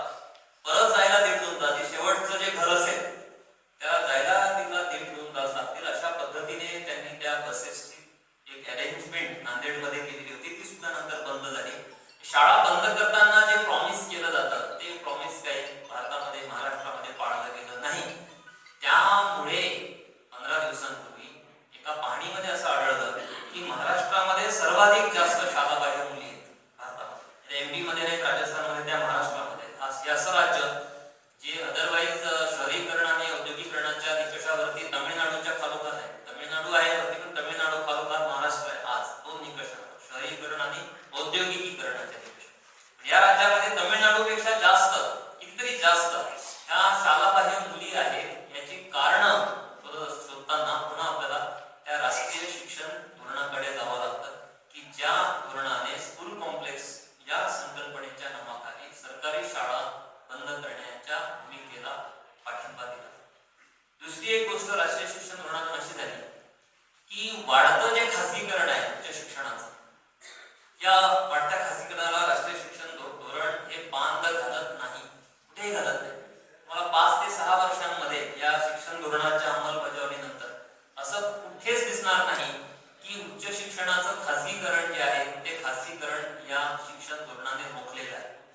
उलट राष्ट्रीय शिक्षण शिक्षण धोरणामध्ये शिक्षण क्षेत्रामध्ये जे भांडवलदार आहेत त्यांच्यासाठी एक शब्द योजलेला आहे. तो शब्द असा आहे की हे लोक जे आहेत ते फिलॅन्थ्रॉपिस्ट आहेत, म्हणजे ते धर्मदाय भूमिकेतून शिक्षण संस्था चालवत असतात. आता मला हा प्रश्न कधीच त्याचं कळालं नाही की सिम्बायोसिस इंटरनॅशनल युनिव्हर्सिटी कोणत्या अर्थाने धर्मदाय विद्यापीठ आहे, म्हणजे कुठल्या अर्थाने ते सामाजिक किंवा कुठल्या उत्तरदायित्वातून हे उच्च शिक्षणाचं जे काही आहे रचना ती उभी करत असतात. या विद्यापीठामध्ये अगदी आर्ट्स फॅकल्टीतल्या यूजी कोर्सची फी सुद्धा 4.5 लाख रुपये आहे. म्हणजे की वसमत हे भैरजी स्मारक महाविद्यालय थोड्यात मोफत नाममात्र काय असेल फी तेवढी फी आकारून हे इथे तुम्ही BA किंवा B.Com शिकू शकता. सिम्बायोसिसला तुम्ही तसं शिकू शकत नाही. 2.5 लाख 4 लाख 4.5 लाख आणि त्याच्या पुढे मग त्याच्या पुढे किती असते मला माहिती नाही. तुम्ही आता ते तुम्ही कुठे साईटवरून माहिती घेऊ शकता. त्यांचे कॉल येतात, कुठेतरी माहिती ना दिली तर तुम्हाला जून-जुलै महिन्यापर्यंत कॉल करतात आणि वाटेल त्या कोर्सची फीची माहिती तुम्ही घेऊ शकता त्यांच्याकडून. ती तुम्ही जरूर घ्यावी यासाठी की राष्ट्रीय शिक्षण धोरण हा हे ह्या अनिर्बंध जी काही लुटमार आहे उच्च शिक्षणाच्या क्षेत्रामधली तिला पायबंद घालत नाही. त्यांनी धोरणामध्येच त्यांना याचं हे फिलॅन्थ्रॉपी आहे अशी भूमिका घेतलेली आहे. तिसरा एक मुद्दा या धोरणाचा असा आहे की या धोरणाने शिक्षणाचं क्षेत्राचं भयंकर केंद्रीकरण केलेलं आहे, सेंट्रलायझेशन केलेलं आहे. आपल्याकडे काय पुन्हा राज्यघटनेचा मुद्दा आहे की राज्यघटनेमध्ये एक गोष्ट अशी होती की शिक्षण हे राज्याच्या अखत्यारीमध्ये होतं. महाराष्ट्र सरकारने ठरवायचं काय महाराष्ट्रामध्ये शिक्षण द्यायचं वगैरे. नंतर कालांतराने असं घडलं की ते समवर्ती सूचीमध्ये टाकलं गेलं की त्याच्यामध्ये केंद्र आणि राज्य दोन्हींचा वाटा आता आहे शिक्षण धोरण ठरवताना. म्हणून उदाहरणार्थ भैरजी स्मारक महाविद्यालय आहे. या महाविद्यालयाची व्याख्या कशी करता येईल आपल्याला, व्याख्या जर करायची झाली तर हे असं महाविद्यालय आहे त्याची स्थापना ही महाराष्ट्र सरकारच्या मान्यतेने झाली, पण ज्याला अनुदान हे केंद्र सरकार देतं. ते पण वाटा ठरलेला आहे केंद्र आणि राज्याचा. भैरजी स्मारक मध्ये जेवढे कोणी प्राध्यापक आहेत त्यांना त्यांच्यावर जो काही खर्च होतो, विद्यार्थ्यांवर जो खर्च होतो तो केंद्र आणि राज्याच्या एकत्रित अशा प्रयत्नातून होत असतो. तर याला आपण भारतीय संविधानामध्ये संघराज्य प्रणाली असं म्हणतो. एक फेडरल सिस्टम आहे ज्याच्यामध्ये केंद्र एक भूमिका अदा करते आणि राज्य सरकार जे आहे ते राज्य सरकार पण एक भूमिका अदा करत असते आणि त्यांचे कार्यक्षेत्र त्यांचे अधिकार याच्यामध्ये एक सामंजस्य असावं अशी एक अपेक्षा ही या संघराज्य प्रणालीमध्ये केली जाते. पण आता जे राष्ट्रीय शिक्षण धोरण जी अंमलबजावणी सुरू आहे त्याच्यामधून मोठ्या प्रमाणावरती शिक्षणाचं सेंट्रलायझेशन सुरू आहे. म्हणजे वसमत मधल्या प्राथमिक शाळेचं स्ट्रक्चर काय असावं हे वसमत हिंगोलीचं जिल्हा परिषद ठरवणार नाही, राज्य सरकार पण ठरवणार नाही. ते थेट केंद्र सरकार म्हणजे नॅशनल एज्युकेशन पॉलिसी मध्ये निश्चित केलं गेलं की सर्व भारतामध्ये शाळांचं स्ट्रक्चर कसं असावं, कुठल्या टप्प्यावरती काय असावं, महाविद्यालयांचे स्ट्रक्चर कसं असावं, सिलेबस कसा असावा, त्याचे कॉम्पोनंट्स हे सरकार ठरवणार. मोठ्या प्रमाणावर गेल्या मागच्या 15 वर्षांपासून बोर्ड ऑफ स्टडीज मध्ये प्राध्यापकांनी निवडलेल्या प्रतिनिधींचा टक्का हा कमी होत गेला आणि सरकारने नियुक्त केलेल्या प्रतिनिधींचा टक्का हा वाढत गेला. एक्झॅक्टली ब्रिटिश काळामध्ये हे होत. भीमराव संविधानाचा अभ्यास सांगते की संविधान येण्याआधी लोक नियुक्त जे प्रतिनिधी असत त्यांचा टक्का कमी होता आणि सरकार नियुक्त प्रतिनिधी असत त्यांचा टक्का जास्त होता. बोर्ड ऑफ स्टडीज मध्ये काय होतं विद्यापीठांच्या की सरकार नियुक्त प्रतिनिधी जे आहेत त्यांचा टक्का हा उत्तरोत्तर वाढत गेला आणि तेच इतर सर्व काउन्सिलच्या बाबतीमध्ये घडत गेलं. आता तर असं आहे की विद्यापीठ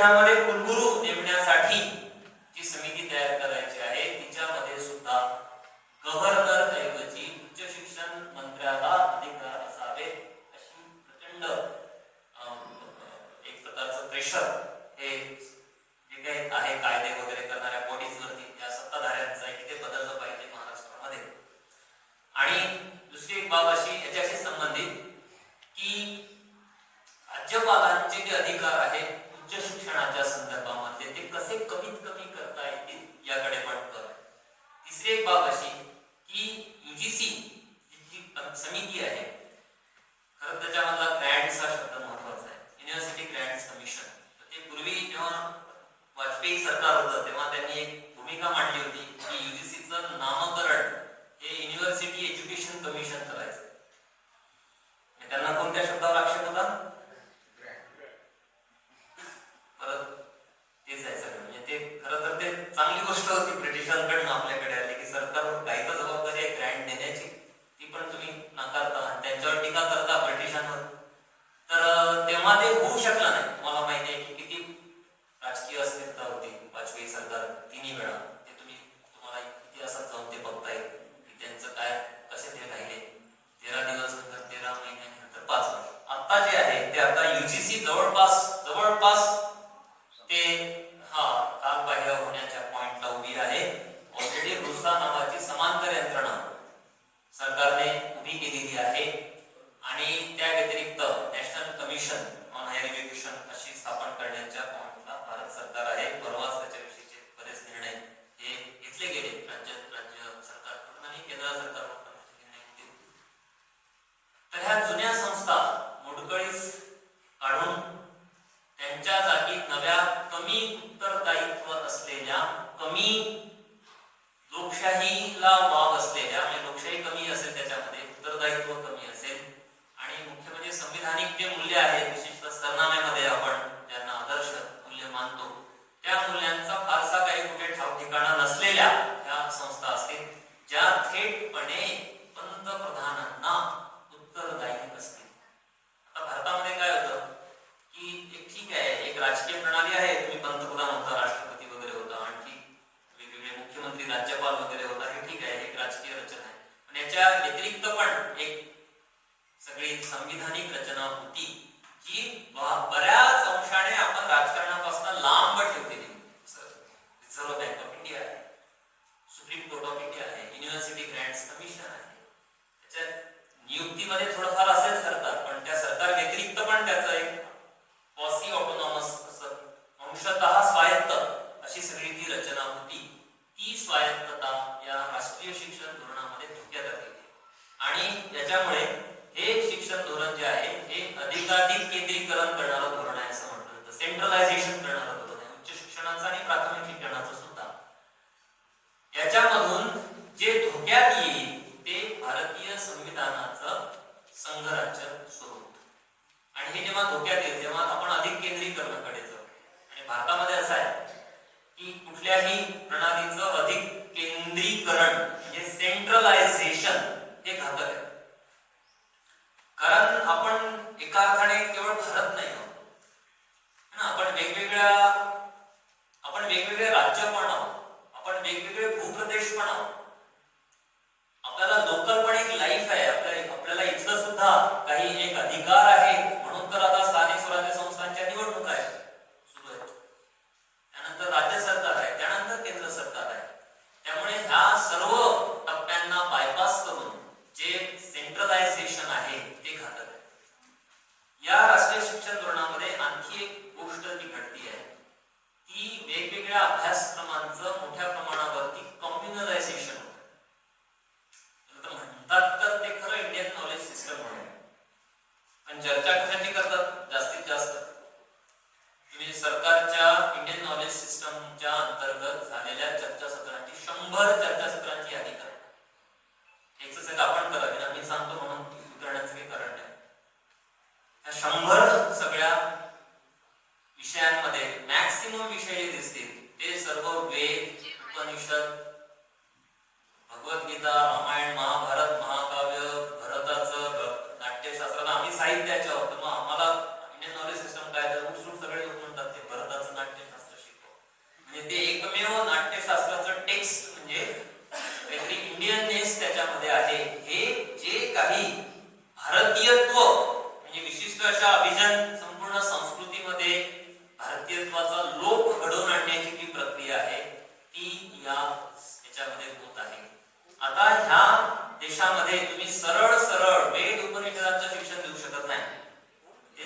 नाशिकच्या ITI मध्ये धर्मग्रंथांचं आणि पूजा पाठाचं शिक्षण देत आहेत, त्यावरून खूप मोठा गदारोळ झालेला आहे महाराष्ट्रामध्ये. त्यामुळे इथे तुम्ही बैरगी नाईक महाविद्यालयामधनं पुराणाचं शिक्षण, वेदाचं शिक्षण, बायबलचं शिक्षण तुम्ही देऊ शकत नाही. तसं करण्यासाठी संविधान तुमच्यामध्ये आहे. मग ते जर तुम्हाला बायपास करायचं असेल संविधान, आणि तरी पण जर तुम्हाला वेद, उपनिषद, मनुस्मृती आणि भगवद्गीतेचं शिक्षण द्यायचं असेल, तर त्या लोकांमध्ये जे शुक्राचार्य आहेत, द्रोणाचार्य आहेत, त्यांनी एक शक्कल लढवली. ते असं म्हटले की आता आपण इंडियन नॉलेज सिस्टम. तुम्ही काय आक्षेप घ्यायचा नाही. तुम्ही बौद्ध असाल तर नाही, आम्ही ते त्रिपिटक पण आणणार, पाली भाषेला आम्ही दर्जा दिलेला आहे क्लासिकल. तुम्ही मुस्लिम असाल तर या इंडियन नॅशनल एज्युकेशन पॉलिसी हे पहिलं डॉक्युमेंट आहे, पहिलं भारताच्या इतिहासामधलं, ज्यांनी दोन गोष्टींचा उल्लेख केला. पूर्वी ते उल्लेखच होत नव्हते. एक उल्लेख कशाचा केला? नालंदाचा केला. तर बऱ्याच जणांना असं वाटतं की नालंदाचा उल्लेख का होत नाही भारतामध्ये. केला इंडियन NEP मध्ये नालंदाचा उल्लेख, पण कशासाठी केला? नालंदाचा उल्लेख कशासाठी केला NEP मध्ये? तो यासाठी केला की त्यांना गुरुकुलांचा उल्लेख करायचा होता. गुरुकुलांचा जर उल्लेख केला तर कोण बोलतील? त्यांना आक्षेप कोण घेईल? पहिल्यांदा आंबेडकरवादी घेतील. त्यांचं व्यवस्थापन कसं करायचं? तुमचं नालंदा आहे ना, नालंदाचा उल्लेख पण केला पाहिजे. दुसऱ्याच पानावर आहे नालंदा आणि गुरुकुल या दोन शब्दांचा उल्लेख आहे.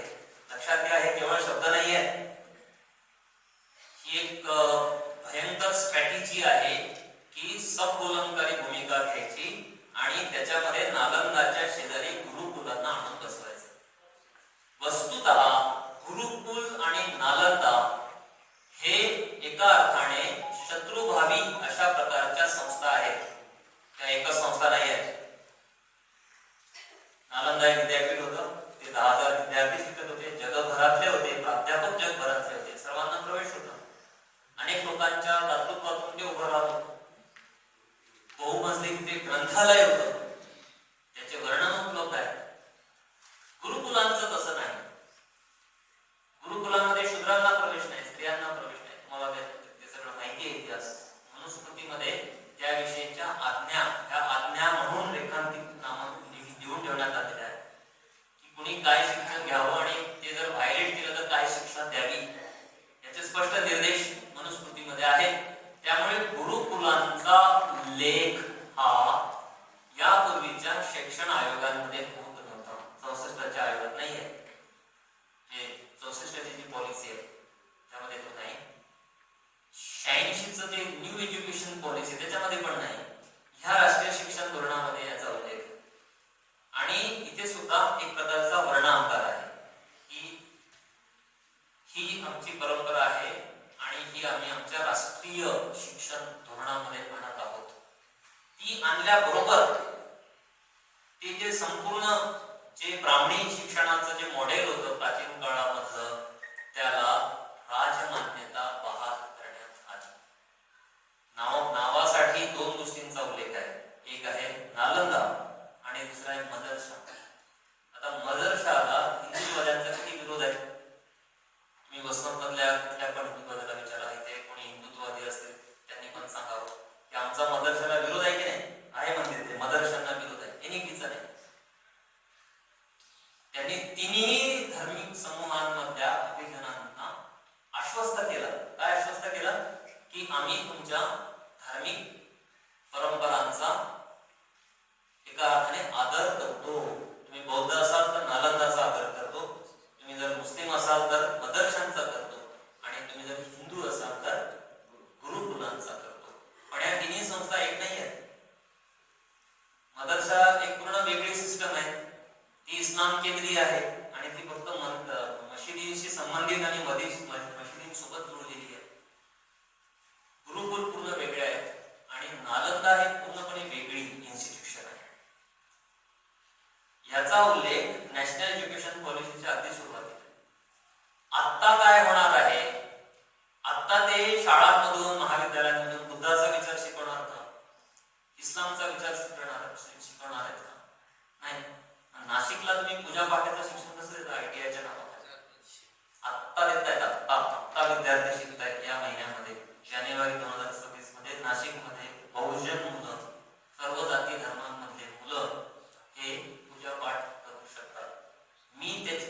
ही सगळी माहिती घेतली, सगळं काढलं, मी इंटरनेटवर काढलं, वृत्तपत्रांमधून काढलं, तेव्हा मला असं कळालं की तिथले जे मुख्य जे मार्तंड आहेत, धर्म मार्तंड जे आहेत, मोठे पुरोहित जे आहेत, त्यांना एवढं काम मिळतं की त्यांच्या हाताखाली सबऑर्डिनेट जे वर्कर्स असतात त्याची कमतरता होती.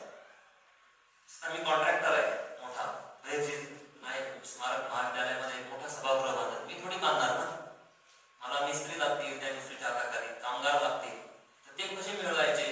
जिथे लाखो लोक येतात, कोट्यावधी, आपण त्यांच्याच भाषेत सरकारच्या सांगायचं तिथे काहीतरी 3 कोटी आले ते म्हणे प्रयागराजला, आता नाशिकला पण एवढे लोक येतात, एवढ्या लोकांची कर्मकांड कोणी करायची? तर त्यांनी एक प्रकारचे हे फूट सोल्जर्स तयार केले, जे कपटपंचीसारखे काही नाममात्र कर्मकांड, त्यांना कर्मकांडच नाव दिलेलं आहे.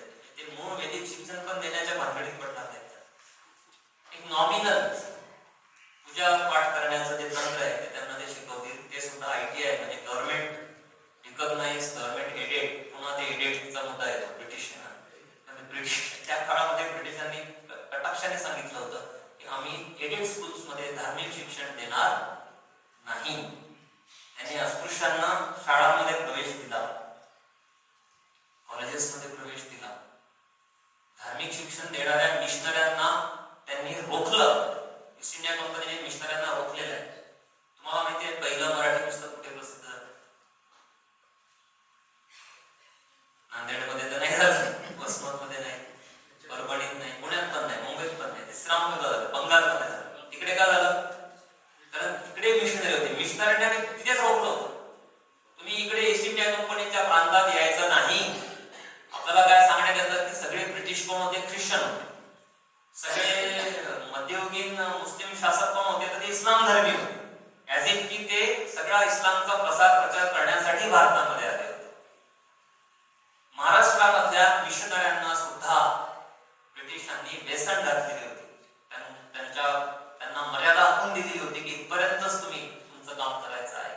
म्हणून त्यांना तिकडे जे की ब्रिटिशांची वसाहत नव्हती अशा बंगालमधल्या प्रदेशामध्ये ते मिशनरी एकत्रित आले, तिथे थांबले दीर्घकाळ आणि सुरुवातीची मराठी, कन्नड, बांगला पुस्तकं जी आहेत ती त्यांनी तिथून प्रसिद्ध केलेली आहे. मराठीचं व्याकरण पहिलं ते त्यांनी श्रीरामपूरहून पब्लिश केलं. आणि त्यांनी इकडे पुण्याला त्यांना येऊ दिलं नाही. त्यांनी भूमिका घेतली की एडेड युनिव्हर्सिटीज आणि एडेड इन्स्टिट्यूट्स मधून धार्मिक शिक्षण दिलं जाणार नाही. कारण ब्रिटिशांना इंग्लंड मधल्या सेक्युलर अशा सगळ्या एज्युकेशनची पार्श्वभूमी होती. त्यांना हे कळत होतं की एडेड मधून आपण हे देऊ शकत नाही. आता नॅशनल एज्युकेशन पॉलिसी नंतर हे सगळं होण्याची सुरुवात झालेली आहे इंडियन नावाखाली. त्यामुळे NEP काय करतं? तर NEP 4 प्रकारच्या C ला स्ट्रेंथन करतं. सोप्या भाषेत तर एकदम निष्कर्षाकडे येऊ आपण आता. NEP 4 प्रकारच्या C म्हणजे इंग्रजी, मेकॉलेचा C मला मान्य असून इंग्रजी C मला म्हणावं लागेल. एक म्हणजे की उच्च शिक्षण आणि प्राथमिक शिक्षणाचं सेंट्रलायझेशन NEP करतं. ते भारतीय संविधानाच्या फेडरल सिस्टमला बायपास करतं. एक आहे सेंट्रलायझेशन. दुसरं जे आहे ते शिक्षणाचं मोठ्या प्रमाणावरती कमर्शियलायझेशन करतं. सर्वत्र प्राथमिक शिक्षणापासून ते PhD पर्यंत व्यापारीकरण हे सुरू आहे. आज भारतामध्ये जर 100 विद्यार्थी उच्च शिक्षण घेत असतील तर त्या 100 पैकी 78 विद्यार्थी हे नॉन काय ग्रँट ते पुढचा डिस्कॅच ग्रँट शब्द तुम्ही त्यांच्यावर टीका करता, पण त्यांनी ग्रँट तरी दिली ना. तर आज 78 म्हणता आता माझा डेटा जुना आहे, 80 ला आला असेल आता. 80% विद्यार्थी आज भारतामध्ये हे विना अनुदानित उच्च शिक्षण संस्थांमधून पदवी मिळवित आहेत. कमर्शियलायझेशन पहिला C होता सेंट्रलायझेशन, दुसरा C आहे कमर्शियलायझेशन. वाढलेला आहे NEP नंतर वाढलेला आहे. डेटा आहे उच्च शिक्षणावरचा आणि प्राथमिक शिक्षणावरचा खर्च सरकारने NEP नंतर वाढवलेला नाही. तिसरं जे C वाढत आहे ते कम्युनलायझेशन आहे. पूर्ण करिक्युलमचं, पूर्ण अभ्यासक्रमांचं, पूर्ण सोशल लाईफचं. त्याच्यामध्ये मोठ्या प्रमाणात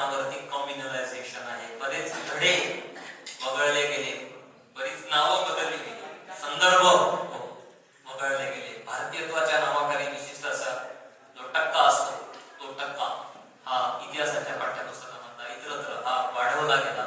याच्यामधून मुस्लिम, ख्रिस्ती जे प्रतीक आहेत, इस्लामशी संबंधित सुद्धा ज्या काही गोष्टी असतील, मुस्लिमांशी संबंधित ज्या गोष्टी असतील, त्या सगळ्यांचं मार्जिनलायझेशन हे गेल्या 5-6 वर्षांमधून सुरू आहे.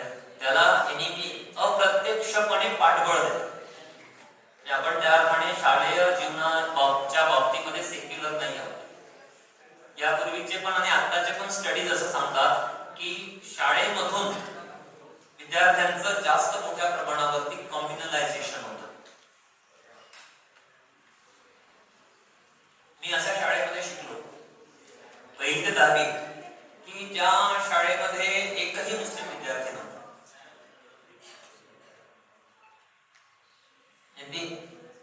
बोलून चालून संघाची शाळा होती, त्यामुळे ते मुस्लिम विद्यार्थी येण्याचं काही कारण नाही. आमच्या शाळेच्या भिंतीला लागून मुस्लिम वस्ती होती आणि 2 बाजूने मुस्लिम वस्ती होती. पण ते मुलं आमच्या वर्गात, आमच्या शाळेमध्ये एकही नव्हते. म्हणजे 2400 विद्यार्थी होते शाळेमध्ये, अंदाजे 2,500 मध्ये एकही मुस्लिम विद्यार्थी नव्हता.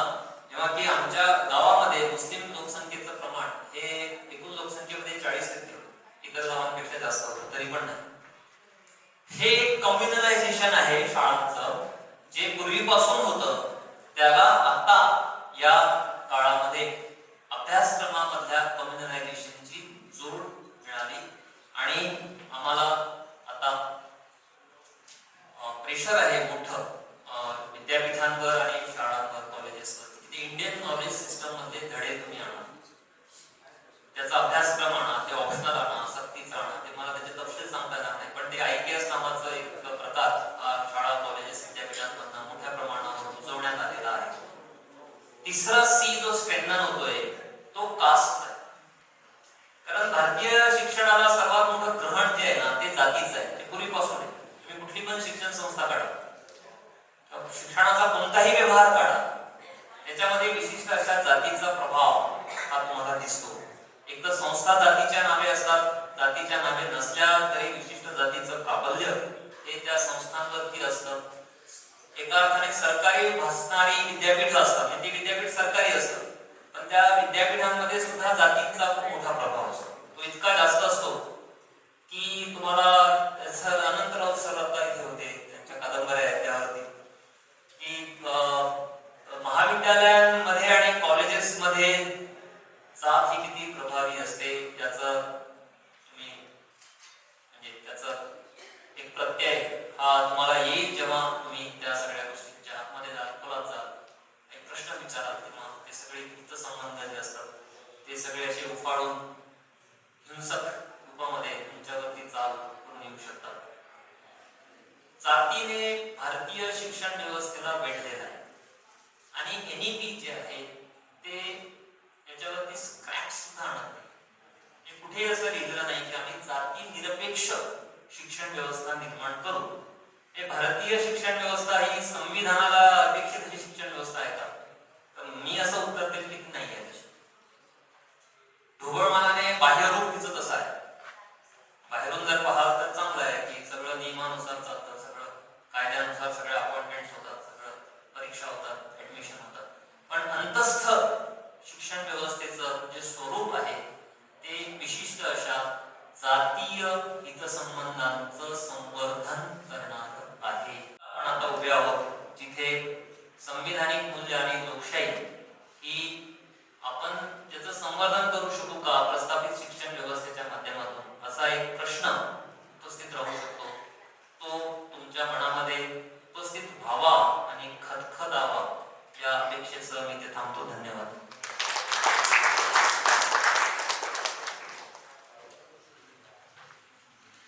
धन्यवाद सर. डॉक्टर दिलीप चव्हाण यांनी भारतीय शिक्षण आणि लोकशाहीचे मूल्य या संदर्भात गेल्या कित्येक 48 पासून चालत आलेल्या राष्ट्रीय शैक्षणिक धोरणापासून त्याच्या नव्या शैक्षणिक धोरणापर्यंतचा उहापोह अत्यंत वस्तुनिष्ठ पद्धतीने त्यांनी त्याची मांडणी आपल्यासमोर केलेली आहे. मी त्याच्या आता खोलात जात नाही, कारण आपण बऱ्याच वेळापासून हे चिंतन ऐकतोय. अत्यंत वस्तुनिष्ठ आजच्या परिस्थितीमध्ये आपल्यासमोर भेडसावणारे जे प्रश्न आहेत त्या प्रश्नाला अनुषंगिक शिक्षणाचं काय करायचं आहे, नवीन शैक्षणिक धोरण हे कसं लोकशाहीचा गळा घोटणारं आहे, या संबंधानं अत्यंत मौलिक अशा प्रकारचे विचार त्यांनी या ठिकाणी ठेवले. त्याबद्दल मी त्यांना धन्यवाद देतो. आणि या आंतरराष्ट्रीय चर्चासत्रासाठी या दानशूर लोकांनी आम्हाला मदत केली. त्यांच्या खरं तर ऋण व्यक्त करणं हे गरजेचं आहे. शारदा मॅडमला विनंती करतो त्यांचं ऋण व्यक्त. धन्यवाद सर. अध्यक्षांची माफी मागून आपण थोडासा कार्यक्रम मध्ये घेतोय. हे आंतरराष्ट्रीय